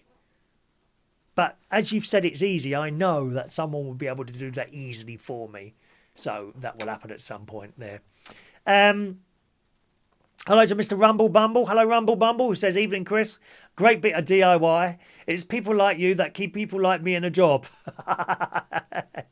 Well, having said that, it's been a while since I've had a job within a house staying safe. It's just awful. I mean, it really is a joke. I just cannot do this stuff at all. The simplest of things, you know. Brother-in-law put an aerial up for me, you know, to do the shows for the caravan, which vastly improved my internet up at the Lincolnshire television and radio super streaming complex. And all I had to do was paint the pole. Well, that's gone all over the side of the caravan, hasn't it? The paint. In fact, my mate said to me on the phone when I sent in the picture, I said, no, look at this. And he knows how annoyed I get with myself. Very upset with myself for not being able to do these things. I really do. Believe me. And he said, well, I'll sort it out with a little tin of paint temporarily. I said, you're telling me to get a tin of paint and paint that little bit of the wall? He said, no, I see what you mean. Because I guarantee it'll go on the carpet. It will go on the carpet. If I cover the entire carpet in newspaper, it will still end up on the carpet. Don't try it, Chris. Don't do it. Mike in Brighton says, hello, Mike. My DIY has improved over time. In fact, the last 12 months of DIY has me like a professional. Can't wait till we meet people again. What, DIY for them? That's a good name for me. Chris Bodge and Fix It. Now, I've got something else for you to do today, gang. Something else for you to do. The lovely Glenda, who I think is with us tonight from the USA. If you're trying to send me a text, Glenda, it's not happening. I don't know why your texts aren't getting through on that number for some reason, Glenda. But she sent an email. And she's got a new puppy. Now, where's the email from earlier then that you sent about the puppy? Can't find that. Here we go. And Glenda writes on the email, hello, Chris. I was wondering if you could ask your millions. Well, can I correct you there, Glenda? It's billions now. We're in the billions now. Have you not noticed how no one does live streams on the YouTube when I'm on now? Because everyone's watching this. Everyone's watching this. Holby City used to be on a Wednesday night. Did you know that? Until I started doing this. They had to move it to a Tuesday. There was no one watching anymore. That was excellent last night. Not as good as last week, I suppose. Anyway, Glenda says, hello, Chris. I was wondering if you could ask your millions of viewers if they could help in naming my new puppy. Now, here is a cute alert. Warning, cute alert, cute alert.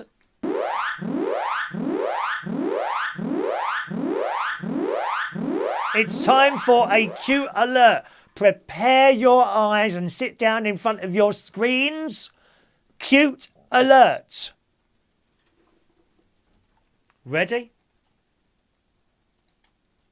Oh, look. Oh. Hello. Hello, little dog. Oh, look at that, eh?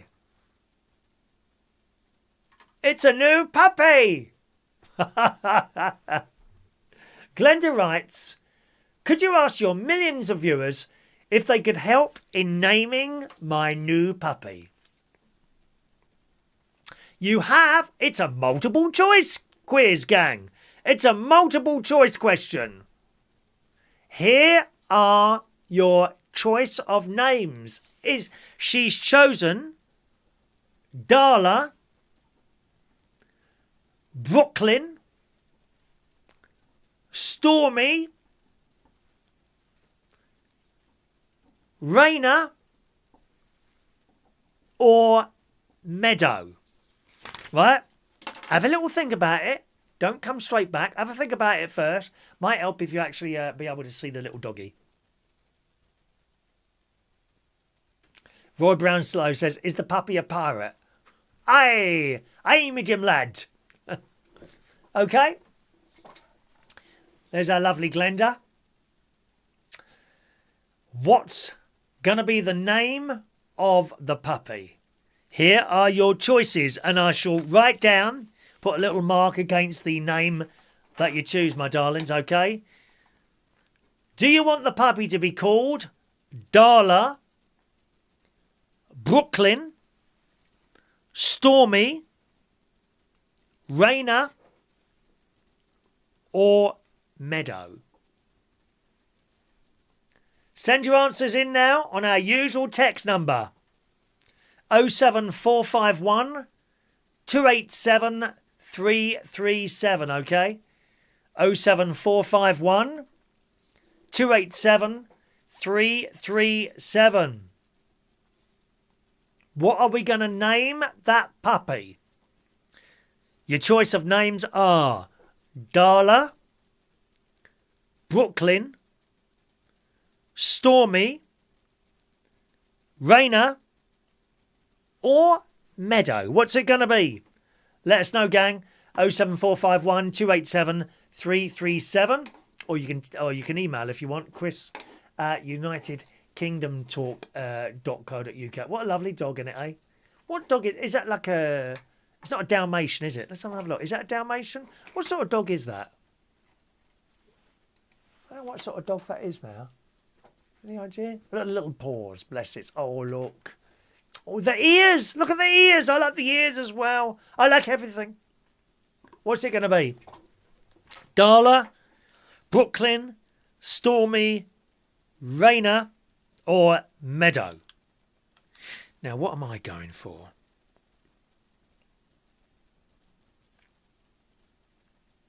No. If I tell you what I'm going for, it might tempt you into sort of agreeing, so I won't. Let's see what you say. Get your text in now and tell me what you want to call that dog, okay? Jeff says, paint from the pole went on our caravan. Oh, it can't have done, surely.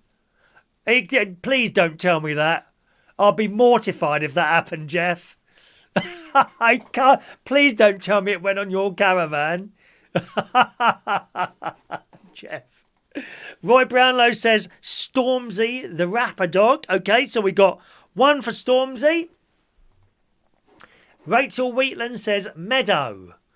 She says Meadow, but she is suggesting her own name, Patch. My Auntie Shirley and Uncle John had a dog named Patch. Oh, no, hang on. Was it Auntie Brenda? No, I think it was... No, it was Auntie Brenda. She had a dog named Patch, but he was a Springer Spaniel. Patch. Oh, they love that dog. You love our pets, don't we, eh? Don't you love your pets? What about you? What do you think? What's going to be that dog's name? Mike in Brighton says, beautiful puppy. If it's a boy, it must be called Patch. Well, I'm going to add Patch to the list here, Glenda. Hope you don't mind, darling. Because a couple of people have mentioned that. Patch. From Glenda's list, I like Meadow, okay? And Mike wants your dog. All right. Rumble Bumble says Stormy. Although it looks more like a Sue from Sooty and Sweep. Oh, do you know what? I think you're right there. It does look like look like Sweep, doesn't it? Hey, hey, hey, hey. She's the one who spoke with a really high voice, don't she? Wasn't it? Eh? She just had a very high voice. I can't do high voices like that because I've got a naturally masculine butch voice, as you well know. As you well know. Eh? Okay, so we've got another one there for Stormy. Thanks very much, Rumble Bumble. Ugly Dave says, call it Bandit. Bandit. Thank you, Dave. Is that like Bum Bandit, Dave? Is it? I'm one of those. Clarissa wants to know, is it a Staffy? Clarissa's going with the name Raina. Thank you, Clarissa. Roy says call it COVID. No. Jeff is only pulling my leg. Thank God for that. He says you're a real Picasso at painting. I'm thinking of trying to get the bloke in that did the Vatican to do my ceiling in the caravan. What do you reckon on that? All these beautiful pictures on the ceiling. Do you know what? I'd love to have one of them proper roofs on there, Jeff. You know they've got the roofs like that. They're like it's about $4,000 to do that though. It's a lot of money, isn't it? $4,000. You know where they got the proper roofs on. I'd love that on the top of the car because for the insulation, you see. And then you can get insulation around the side. I think they put insulation around the side and then cladding over the top of it, making it all waterproof. Be lovely and cosy then, wouldn't it, eh? Wouldn't cost you nothing in electric bills then. I'd love one of those roofs, but $4,000, a lot of money. Gary Ross says, call it Stormzy or Broxy. As in, do you mean Broxy, as in Bronx, as in Brooklyn? Is that what you mean there? I'll put you down for Stormy. Stormy, one for Stormy and one for Brooklyn. I'll put you down there as Gary. And Fran says Patch as well. So we got a few people saying Patch, but that wasn't on our list. Darla, Brooklyn, Stormy, Raina or Meadow. Come on, gang. Anyone else? Get your suggestions for the little doggy. Jeff says, I thought you'd have mirrors on the ceiling. Please, Jeff. Don't bring your caravan into it. God knows what you and your wife get up to in that caravan. I've heard some very strange noises coming from it, to be honest. I did wonder if it was the television or what. Eh? Darla, Brooklyn, Stormy, Raina and Meadow. At the moment, we've got nothing for Darla, 1 for Brooklyn, 3 for Stormy, 1 for Raina, 2 for Meadow. I'm going to put my name next to Brooklyn. I quite like that name, Brooklyn. Okay, I'm going for Brooklyn. Anyone else? Get your suggestions in, gang. What can we call that little puppy? Darla, Brooklyn, Stormy, Raina or Meadow. We'll have one more look at that little lovely dog there. There's Glenda. She's listening at the moment. I would choose the name Brooklyn. But that is not the most popular name there. One more look at the dog. Okay, anyone else who hasn't got the suggestion in yet? What are we going to call that little doggy there, eh? What are you going to call that dog? Darla, Brooklyn, Stormy, Raina or Meadow. Get your suggestions in now, okay? All right, we move on. Hello to Michael Lawrence. Evening, Michael. Hope you're well there. Michael's in London. He's choosing the name Stormy. Stormy seems to be the one. Stormy is now in the lead. In the lead. What do you think when you look at that puppy's face? Cuteness. Cuteness. That's what I think. Cuteness, Fran. Cuteness. Jason Hughes says Meadow. Thank you. There's another one for Meadow. Evening to the delightful Mark Bowles. He looks like a Buster to him. Okay, Buster for Mike Bowles. But that's not on the list, I'm afraid. You've got to have one from the list. Darla, Brooklyn, Stormy, Raina or Meadow. Someone else has suggested Buster as well, actually. Steve Murray also suggests Buster. Oh, hang on a minute. Did I get confused there? Mark Bowles. No, sorry, there's only one for Buster. I think. Hang on. Michael Lawrence, Stormy. I get confused then. I'm going to get a bit wrong there. There we are. One for Buster. One for Buster. Hello, Mark. Did you see the dog, Mark? We're trying to think of a name for this dog's name. Can you ask Tina as well what she thinks? Your choices are Darla, Brooklyn, Stormy, Raina and Meadow. What's it going to be, Mark? Anyone else? Steve reckons he looks like a Buster. Thank you, Steve. What about you? Come on. Name for that dog. And while you're having a little bit of a think about that, I want to move on to the secret McDonald's menus. Now, we often see these stories in the newspapers mentioning that McDonald's has got a secret menu and you can order things. I tried to do that a little while ago. Between the two lockdowns, I think it was, me and my mate went down to the McDonald's, the drive-thru near me.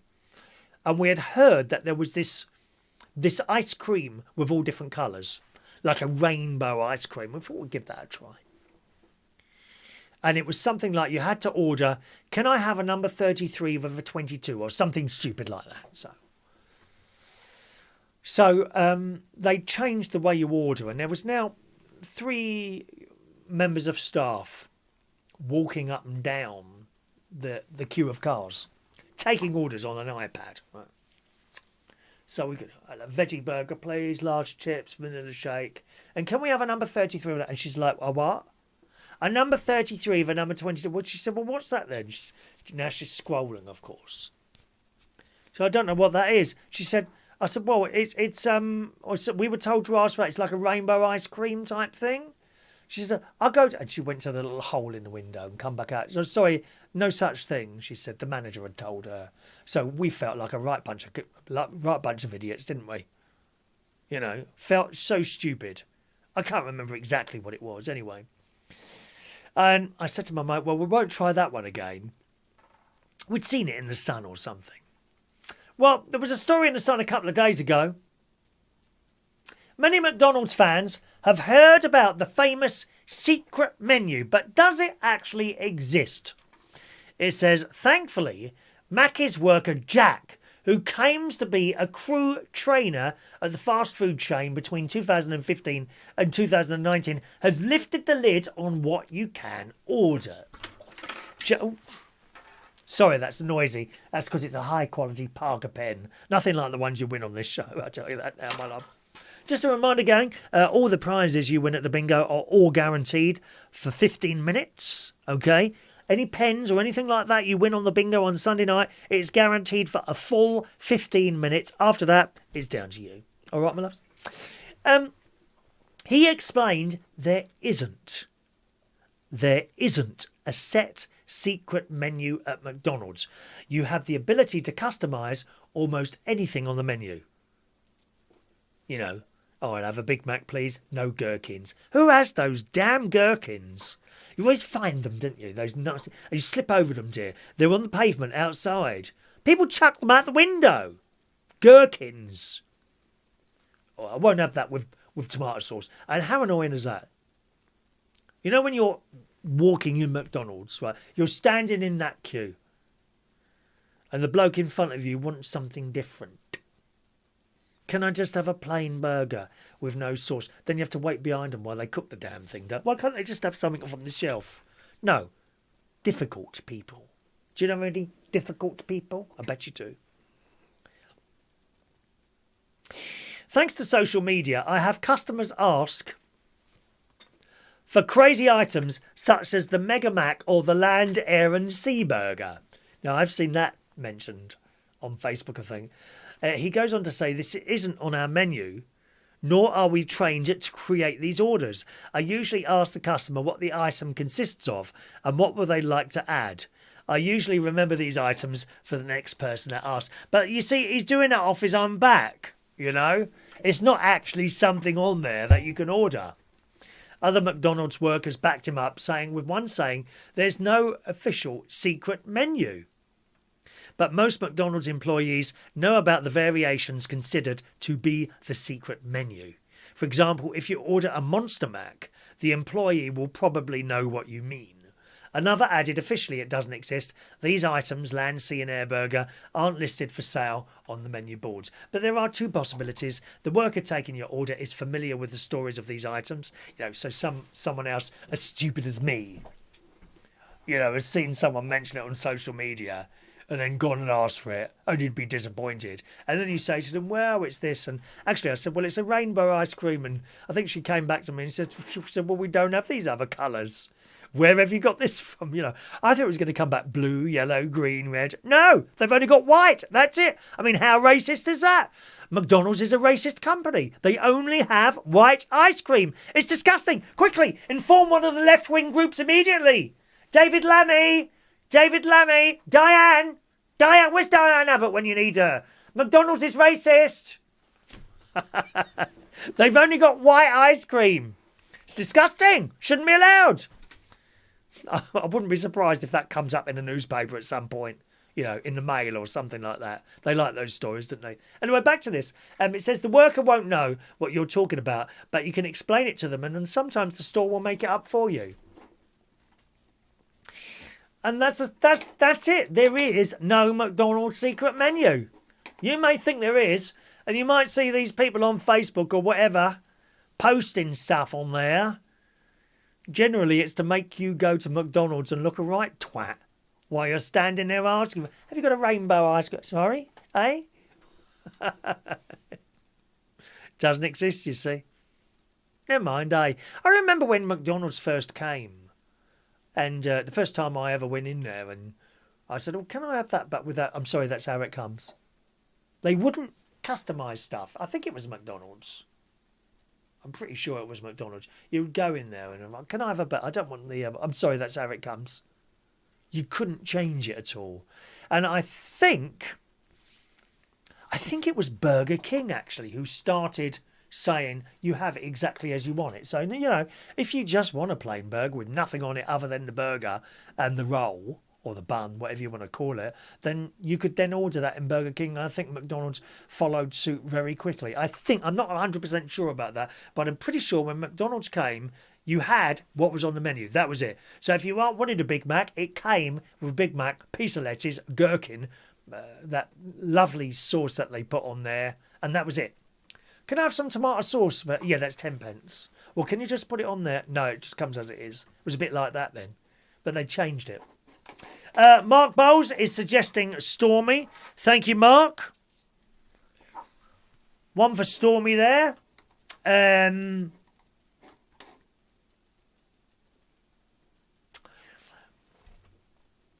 Rumble Bumble says, if you turn the brightness down and look at the screen sideways while squinting, that dog is nearly as cute as you, Chris. Do you think so?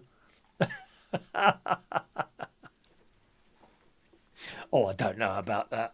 I mean, the levels of cuteness that come from me have never been seen before on the internet or television or anywhere in the world, to be honest. You know. I'm probably looking cuter than Lena Zavaroni, but obviously a little bit heavier than hers. Are you ready for your weight thing? Who's been weighing themselves this week? Have you been weighing yourself? Let me get my list ready. Mike in Brighton says, my old flat, I had a small water leak from the flat above. It left a few dark stains, which were unsightly, and I was too lazy to paint the whole wall. It was the bit that sticks out like a fire chimney cove. I overcame the problem by getting some 3D wallpaper. It's very cheap, self-adhesive, and you can get all types of designs. You see, you know, it's not easy. None of this stuff is easy to me. I would put some wallpaper out and it would be crooked. It would be crooked, or I wouldn't get it, and I'd pull it off and some more would come off. Or it wouldn't be cut straight. I'm no good at this crap. End of. You're doing it. You're doing the same as everyone else. It's easy. Not if you don't really want to do it anyway. Mark sent me something on the email, have you? Okay, let's have a quick look at that. No email from you yet, Mark. Perhaps it'll come later. Oh, hang on, what's that? No, that's a text there, isn't it? That's a text. Is that a text? I think that's a text there. They're texts, they are. The texts actually come through as emails as well on this system. It's very good, isn't it? No email from you there. Young Mark. Maybe it'll come a bit later, will it? Let me just refresh that. No email there from you, Mark. Okay, just check your email address there, my love. Chris at UnitedKingdomTalk.co.uk. All right. Stormzy out of the names. Stormzy and Patch from Mike H. Thanks, Mike. So Mike's staying Stormy as well, and I'll put another one down there for Patch. Okay, anyone else for the dog name? Nice and quick now, and we'll have a little add up and see what we get there. It's all about numbers now. We're about to go to weight. If you're on our list of weight loss type people, what you're weighing this week, send it in now. 07451 287 337. And if you haven't identified what you'd like this little beautiful little doggy to be called for Glenda in Pennsylvania, you want some help with this, please let us know, all right? Or is it Pittsburgh? Is it Pitt? Oh, I can never remember, Glenda. Do you know, I've got that wrong for years, haven't I? I'm still getting it wrong, aren't I? Never mind, darling. Never mind. Right. Weight loss time, gang. How are we doing on the weight loss? Let me refer to my next piece of paper here. I know Rachel sent in her weight. Where are we? There's Rachel. So Rachel is this week weighing in at 11 stone, 7 pounds for the lovely Rachel. And Rachel last week was 11 stone, 10 pounds. So she's lost 7 pounds this week. Fantastic. Unless, of course, you've got dysentery. And that's really bad news. But I don't think she's got dysentery. So congratulations, Rachel. Weighing in there, 11 stone, 7 pounds. Just a reminder, gang. If you put weight on, I will not take the mick. I will not run you down or be nasty in any way, shape or form. Promise you, okay? Unless you're a very close friend, and then you're for it. All right? Okay? This is not about taking the mick out of people who can't lose weight. We don't do that here. Any time we mention like fat, this, that or the other, it should be taken light-heartedly. Don't ever be offended by any of that. Unless your name, of course, is Gemma Collins, where she just gets fatter and fatter and fatter. Doesn't she? They're not asking her back on the wheel. They had to change the gear system after she'd been on that. All the gears wore out. All the metal bits, they got locked together. They had to replace the whole turntable. Gemma Collins on the wheel. Ba-da-da, the wheel. That's back in, I think, autumn. That's back, the wheel. Looking forward to that. Anyway, well done to Rachel then. Weighing in now at 11 stone, £7, £3 less than last week. Fantastic, my love. Well done, Rachel. Amelia Phillips is now 16 stone 12. She says she's put on a stone, what, in a week? No, you haven't. You haven't put on a stone, darling. So, Amelia, last time you were 16 stone 8. You're now 16 stone 12. 8, 9, 10, 11, 12. So you've put on £4 this week, Amelia. All right, but I'm desperately trying to redo this. Look at the state of this. It's difficult working out what's what. I would love to do a spreadsheet. How'd you do one of those? I've never done one. Never done a spreadsheet. I don't know what they are. I've got this Office thing, not Microsoft Office. I'm not bleeding renting software off anyone. What is it? Libra. I think Libra or something like that it's called, I think. Is it Libra? It's a free one. Libra. Or there's another one I've got. OF. I can't remember what it was called now. Can't remember what that is now. Anyway, so Amelia, you've put on £4. Do you know how you've done that, my love? Can lose it again. But you have to put, it's not just going to come off on its own, my love. You've got to do something about it. I've done really well this week. A good way, I don't know what you eat, but a good way to lose weight is to knock out bread and all bread products. Bread, cakes, biscuits, crisps and sweets. They're probably the worst offenders. Bread and anything to do with it. Doesn't matter if it's wholemeal. It's irrelevant. White, brown, doesn't matter. Knock out the bread and anything to do with bread. Pastry, cakes, pizza bases. Crisps, big no-no. Full of fat. Yes, even the 30% less fat ones. And what's the other thing? Sweets, chocolates, anything sugar. If you could knock the sugar out as well. Fizzy drinks, very bad. Try knocking out those. All right, my love? But you do it as you want to do it. We're not here to take the mick out of anyone who puts on weight. Just keeping an eye on it, all right? Mark Bowles has just messaged me on the pic. Oh, I see. Have you? Okay. I can't put that straight on here, unfortunately, Mark. So if it's all right, well, I'll check that later. I can have a look, but I can't put it on there. What's he bought now? Always bought first day covers. Only Fools and Horses stamps. Beautiful. Nice one, Mark. I'll put that up for the next show, all right there. Thanks very much, Mark. Clarissa is stable at 7.5 stone. Clarissa. Yep, 7.5 stone last week. That's fine. Well done, Clarissa. Mike in Brighton says, you said your DIY skills are bad, but your background is perfect. Ye have little face. Oh, that. Well, I mean, I'm kind of used to doing that now. You have to stretch it slightly. You've got to stretch it. Now, when this changes, the old one does come down. And the reason for that is I discovered if you put a new one over the old one, then the old pattern can come through. So behind that, I just have a plain, if it's actually an old sheet. It's an old sheet. It's a light blue, very large sheet that I have up behind that. And so it shines through like that. I really like this backdrop. And I know it's been out. We've got to be coming close to a year now that's been up there. But I like it. Yeah, I'm kind of... I don't know when I'll change that one behind me there. I do like to change them now and again, as you know, but I particularly like that one. I know Mick Davenport hates it. And that's why I've left it up longer, because he hates it, you know. If you tell me you hate something, I'll just do it even more. Huh? All right, Mike. Thank you, Mike. Dave says carton juices are really bad for you as well. Full of sugar they are. Yeah, like orange. These people that drink a glass of orange in the morning, not good. Have an orange. And this was explained to me at Slimming World a few years ago when I was doing that. And I lost 2 stone on that. And it was relatively easy. Really was relatively easy. And they told me, you'd ask, well, how is it we can eat an orange But you can't drink orange because orange, it would be classed as a free food. Okay? A free food is something listed within the Slimming World that you can eat as many as you want in one go.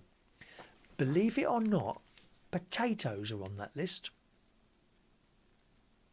And while you're screaming and shouting, "Oh, carbohydrates," no, it's how you cook them. If you boil them in water or put them in the oven as baked potato, nothing on them, just put the potato in the oven.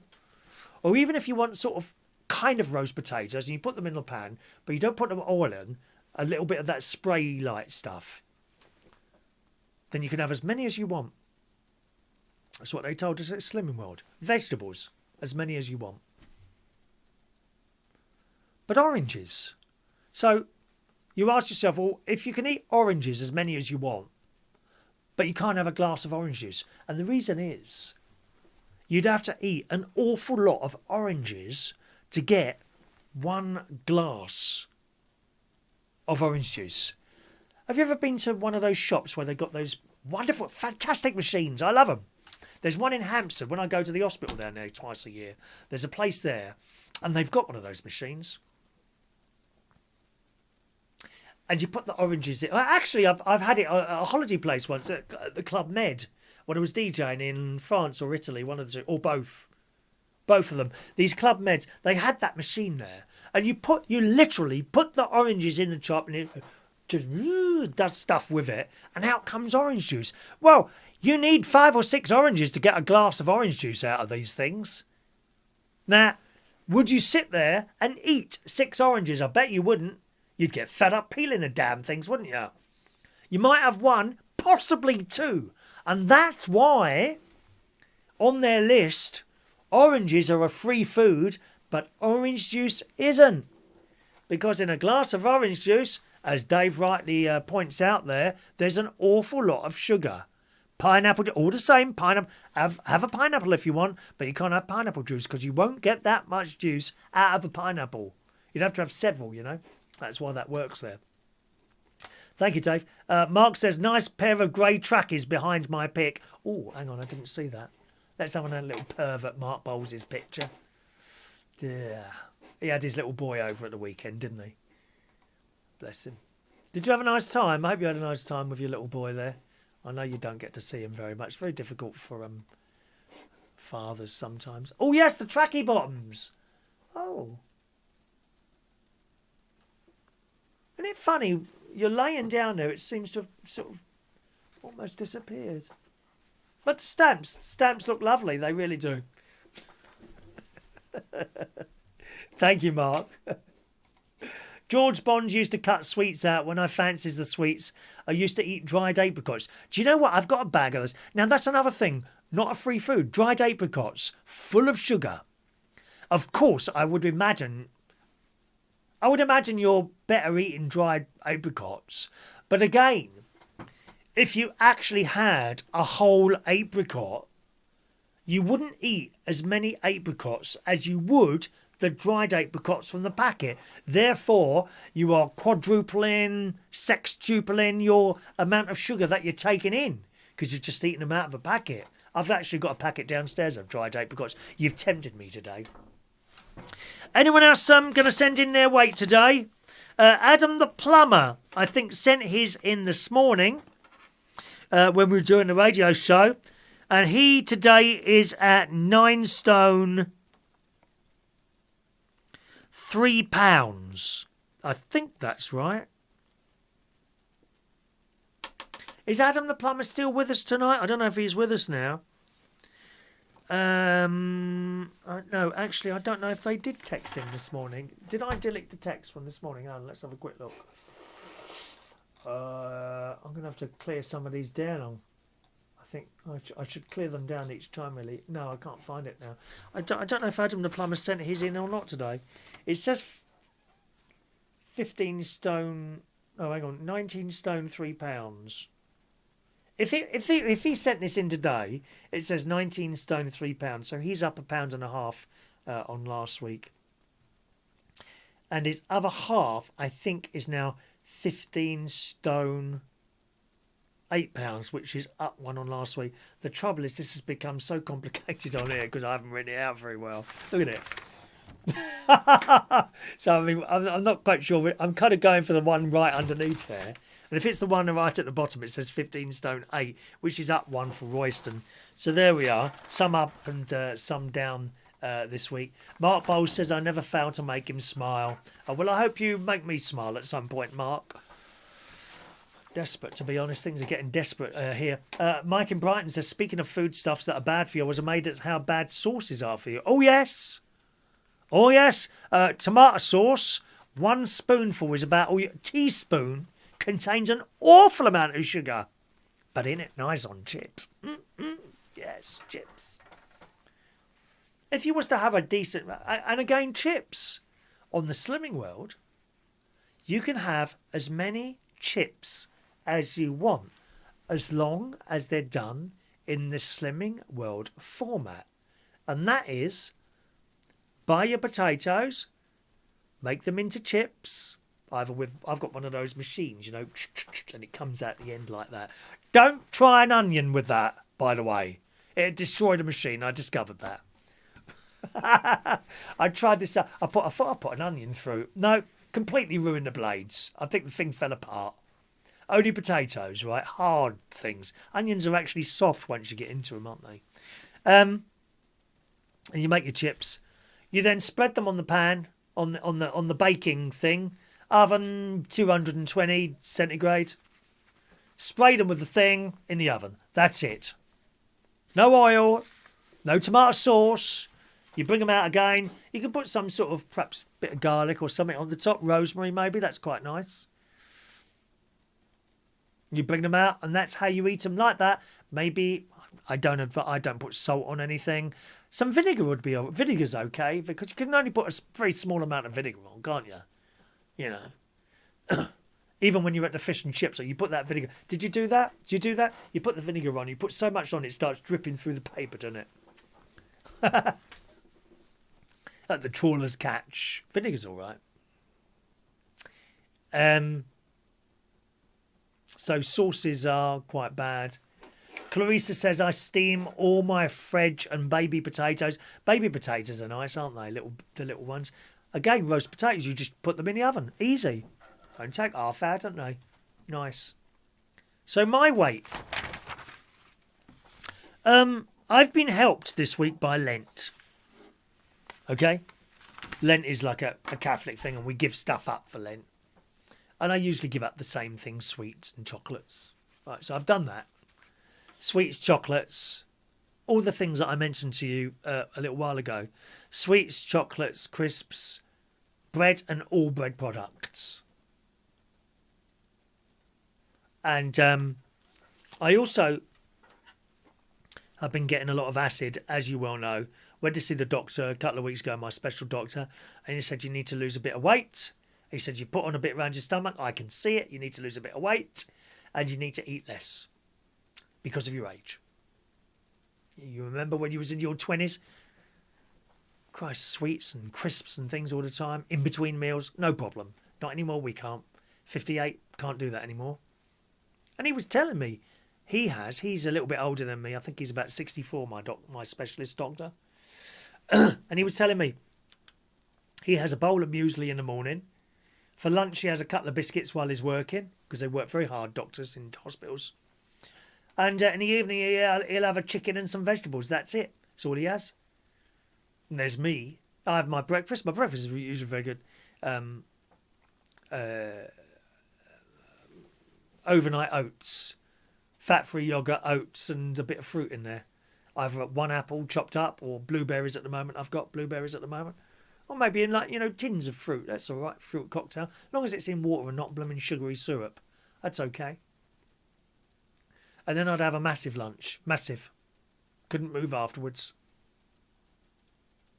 And then I'd have a dinner at night as well, you see. Not a massive dinner, but a dinner. Proper dinner. So really I'm having 2 meals. And as well as cutting those things out last Wednesday, I cut down on the food. So the lunch is still big, but not as big, okay? Breakfast in the morning. One of the things you can do on Slimming World is have a cooked breakfast, as long as you don't use oil. It's the oil that's the bugger. It really is. So a couple of mornings this week, I had some eggs to use up. They were a month out of date. But I don't chuck stuff away if it's out of date and it smells all right. So I thought, well, you soon know if you break the eggs. So I broke these eggs in, 3 of them. Smelt fine. Mixed them up to scramble them in the microwave. And I had 3 Linda McCartney sausages under the grill. And I had a tin of baked beans. I had that twice this week for breakfast. Lovely. Just changing it around a bit to make it more interesting. You can also include mushrooms on that. Tinned tomatoes. Lean bacon. Stuff like that. You can have that in the morning as a Slimming's World meal. No sins. That's perfectly all right. Much as you want. You can only eat so much anyway, can't you? So I've had that this week. Then I have a lunch. I've been having my normal lunches. Okay? But no bread. No bread, no cake, no pudding. And then at night, this is where I've really knocked it back. At night, I now have either an apple or a bowl of soup. Last night I had a bowl of delicious Heinz mushroom soup. Delicious. But no bread. Now, the Heinz soup itself, the mushroom soup, cream of mushroom soup, not particularly good as a Slimming World thing, but nowhere near as bad as a massive dinner. And it's the bulk of the dinner that I think was pushing my stomach while I was in bed at night and bringing up all this acid. So I started that on Wednesday, Thursday. By Friday, that acid had stopped. Not a bit, completely. And I knew this anyway because I've done it before.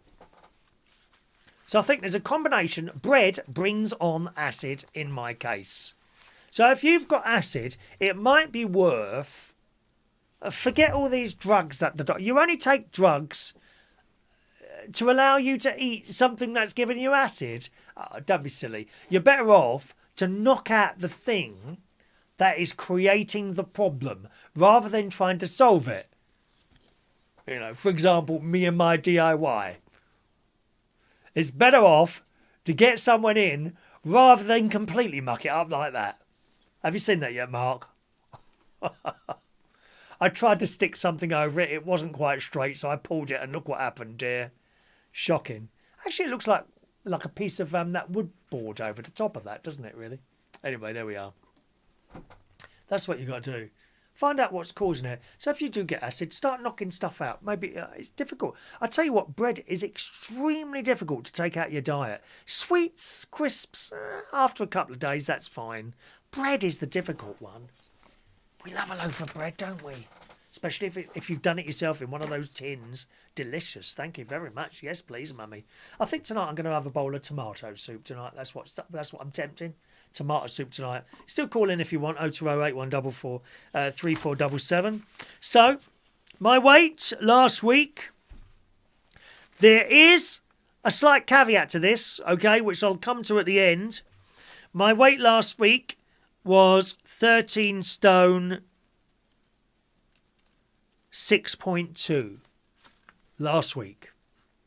So we've had a week of no bread, knocking out all these things, and we've also removed a large meal and replaced it with something very small. 13 stone 6.2 last week. This week, my scales are reading 12 stone 13. And I'm well happy. But there's a bit of a but here. There's a lovely but here, actually, Mark. It's sitting here waiting. Sorry. I'm becoming pervy again. I must stop that. But there's a bit of a thing here, right? When I weighed myself on my scales this morning, they weren't working. It's one of those electronic ones with a little battery in. I thought, oh, don't say the battery's gone dead in that. Anyway, I took out the battery and I've got my multimeter. I'm all right with electric stuff. Got my multimeter. No, nothing wrong with the battery. So I chucked them away and ordered a new pair. But I thought, oh, God, I usually weigh myself on a Wednesday. I have a mechanical set. No battery required. So I put those on the floor and, you know, the little wheel at the front, adjusted it so the O was lined up to the line. and I stood on them, and that they are reading 12 stone 13. But of course, they're not the scales that I usually use. So I'm hoping that tomorrow the electronic ones will get here, and on the next show, I'll weigh myself again, and we'll see. I would say that could possibly be anything up to £3 out. So maybe I haven't lost, what were we saying? 13, 6, 5, 4, 3, 2, 1, 14. It may be that I haven't lost £6 or £7. It may be only £3. But nevertheless, those ones are telling me that I'm now 12 stone 13. And if I've dropped below 13, I'll be well happy. Well happy. On the Slimming World, it's quite possible, if you're really fat and you go on this Slimming World thing, in that first week, as long as you stick to it, I've heard people that have lost almost a stone in a week. And no, it's not water. You've lost fat. So it is quite possible that I've done that £7. And if it is, it's the most I've ever lost in one go in my life, really. So I'm well pleased about that. As I say, they are a different set of scales, so it might be slightly different to the other ones. But when I get the electronic ones, I'll weigh myself straight away and let you know why that is. But I'm quite happy with that. Whatever, I know it's gone down. And the acid, completely gone. Very happy. I still got the throat issue, though. I'm hoping that's just going to go away on its own at some moment. Thank you very much. Rachel says, well done, Chris. Keep it up. Thank you very much, Rachel.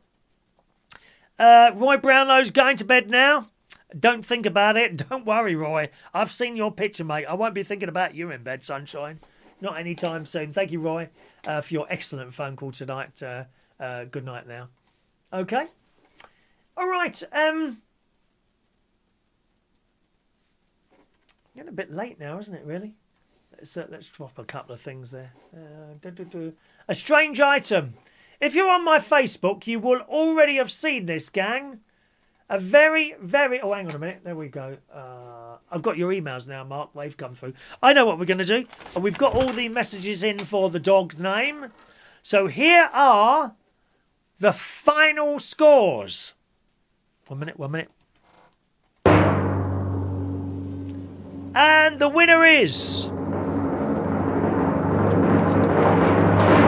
in last place was Darla. The name Darla Glenda received no votes at all. And we should do this like the Eurovision Song Contest. Le nom Darla ici nil point. Nil point. 0. No points. Darla, no points. La Darla, nil point. Raina, 1 point. Raina, 1 point. Brooklyn, 2 points. Brooklyn, 2 points. Meadow, 3 points. Meadow, 3 points. And winning by a mile, winning by le mile, is Stormy with 6 points. Six points. Is that right? There you go. So it's Stormzy. Stormzy got the most votes. There was another suggestion of Patch. That got 4. Bandit got 1. And Buster got 1. But in the lead there was Stormy. 6 points. So there you go, Glenda. All right, Stormy got 6 points. Do let us know, Glenda, what name you're going to go with there, my love. Because we'd love to know. Let us know. You might not decide tonight, I know. But do let us know what name you go with there. All right, my love. Fantastic. Good. Let's just clear some of those down there. All right, Glenda. Let us know what you're going to go with, my love. Mike and Brighton, do we have a puppy name? Yes, Stormy. Stormy is the one you've chosen, but we're not sure if Glenda's going to go with that or not. She might be asking some other people. All right, there, George Bond is not calling today. That's okay, my darling. No worry. Roy was first to stay, Stormzy. Do I win anything? No. What do you want, a bleeding badge? What do you want, a badge? I was first. God's sake, man. Roy is one of those something. He always wants to win something. There's nothing to win, dear. Only at the bingo. Only at the bingo, dear. That's the only time you can win, my love. Only at the bingo. Thank you very much. All right. I wanted to show you something today. You know I do litter picking. Now, if you're on my Facebook page, you would have seen this already.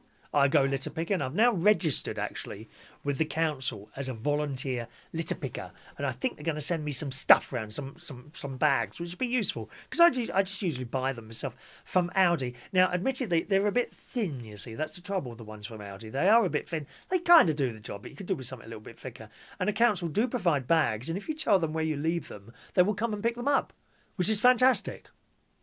Not everyone can get them. You've got to register. In fact, I got an email from the group that I've joined on Facebook, and the council have written back to the group now and says, thank you very much. We're now going to have to close the volunteering thing for litter pickers because they've got so many people to do it.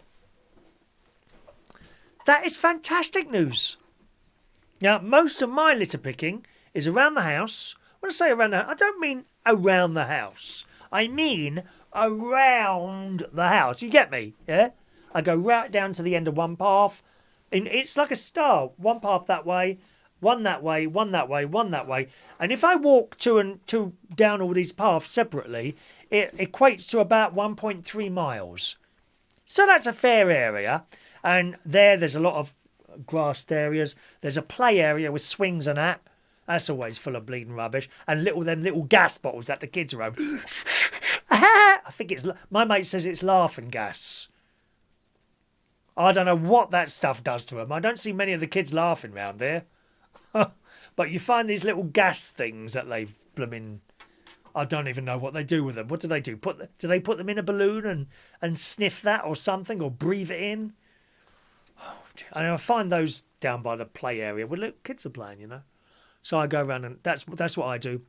But I do my main litter collecting over Swinley Forest. Miles I do over there. 5, 6, 7 miles I can be walking. And I enjoy doing it. But there's a lot of people now. Then it's kind of rolled, this has. And a lot of people want to do this now. Pick up the litter because we don't want to live in a dump.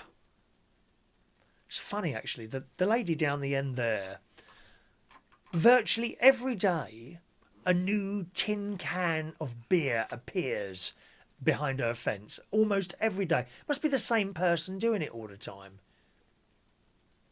And you know when you walk past, and most of these people, it has to be said, are older people, sort of 50 plus, who have volunteered to do this litter picking. Is it because we're bored? Partly, but we don't want to live in a dump. Half the problem, we used to pick up litter. My mum used to pick up, oh, who's dropped that bag? And she'd pick it up. Not now. It ain't mine, so I ain't touching it. That's the sort of attitude people have got. What amazes me is how people get rubbish on their bit of front garden and it's there for days. And I walk past, I'm doing the communal bit, and then on the other side is people's gardens. And why don't they just pick that piece of shit of trash up from their front garden? It's disgusting. But no, they don't see a problem with it. Doesn't bother them. And I've never really found anything. I found a pair of knickers over there once. Right. I'm hoping at one point to find a little bag of money, that perhaps someone has dug. Some robber has buried this treasure somewhere, and I happened to find it over the forest. Or some gold coins, which I can sell to Mark Bowles, because he collects those sort of things. I don't know, something old. Perhaps possibly, like an ancient dagger made out of a stone from the Stone Age, something like that. How exciting would that be? To find an old coin.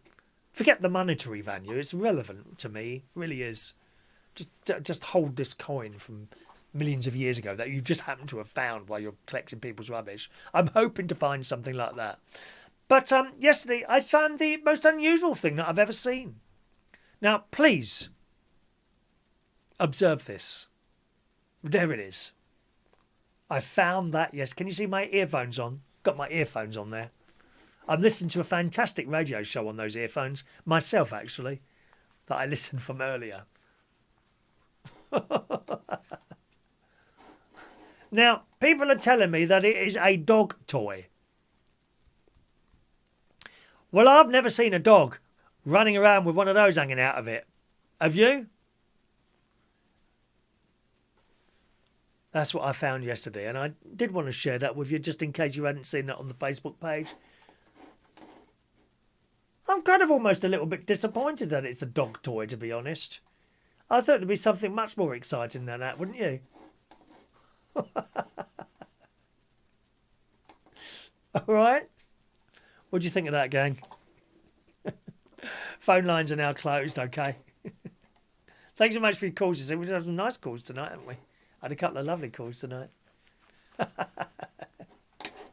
we got something quick to do to finish on today? Let's have a look. I think we're done there. It's a bit late. It's 10:15, dear. 2.25 hours. No, we'll leave it there. Anyway, thanks very much for joining us. Now, I think what we're going to do is any final text, nice and quickly there. 07451 287 337 for the text number there, gang. I think what we're going to do is do another show on Friday night this week, 8 o'clock Friday night. They do seem to work better than the Saturday morning ones. Not many people around on Saturday morning. Perhaps it's the time or people are busy doing stuff. So I think we're going to move permanently the Saturday morning show to Friday night. So it'd be like Monday, Wednesday, Friday, 8 p.m. Kind of works, doesn't it? Do you know what I mean? We'll leave the radio for the mornings and the chat show for the evening. So Friday night, 8 p.m. That's when our next chat show will be on this channel. All right, my darlings. If you want to listen to us on the radio, I'm there tomorrow morning. Reachonair.com. Okay, reachonair.com. That show's on at 9 o'clock. You can listen on a computer, on a little mobile phone, anything like that. Siri will play it for you. Just ask Siri to play Reach on Air. Google Mini Speaker, same sort of thing.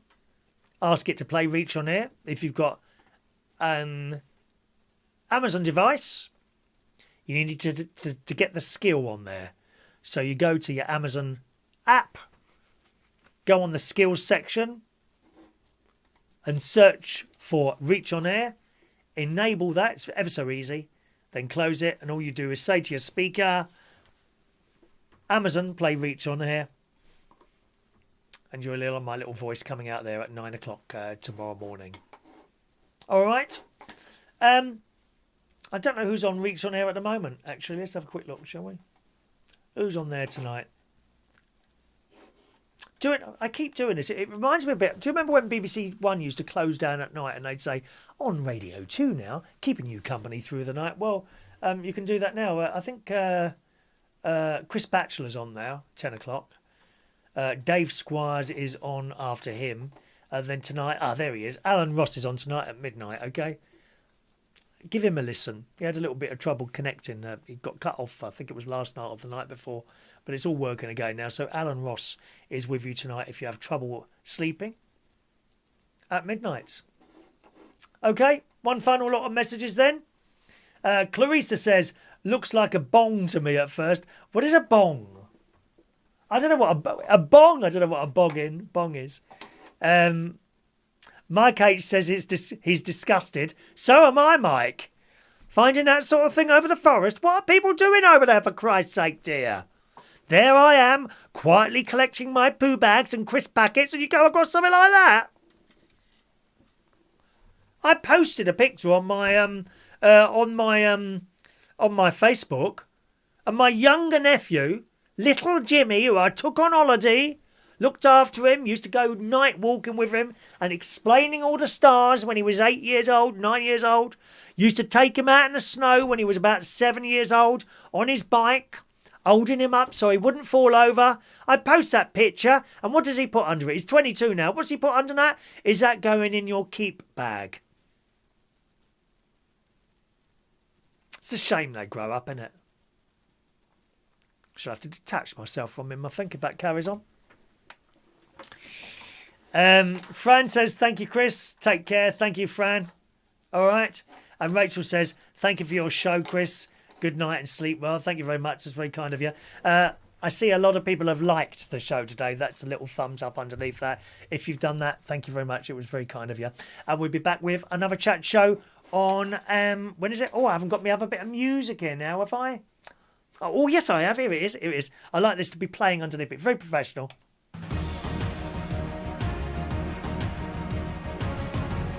Okay, yep, I'll see you again tomorrow morning at 9 o'clock for the radio show. If not, another chat show, 8 o'clock on Friday night. Thanks for watching and listening. Thanks for your likes. Thanks for all your texts. Enjoy the rest of your Wednesday night. Good night now.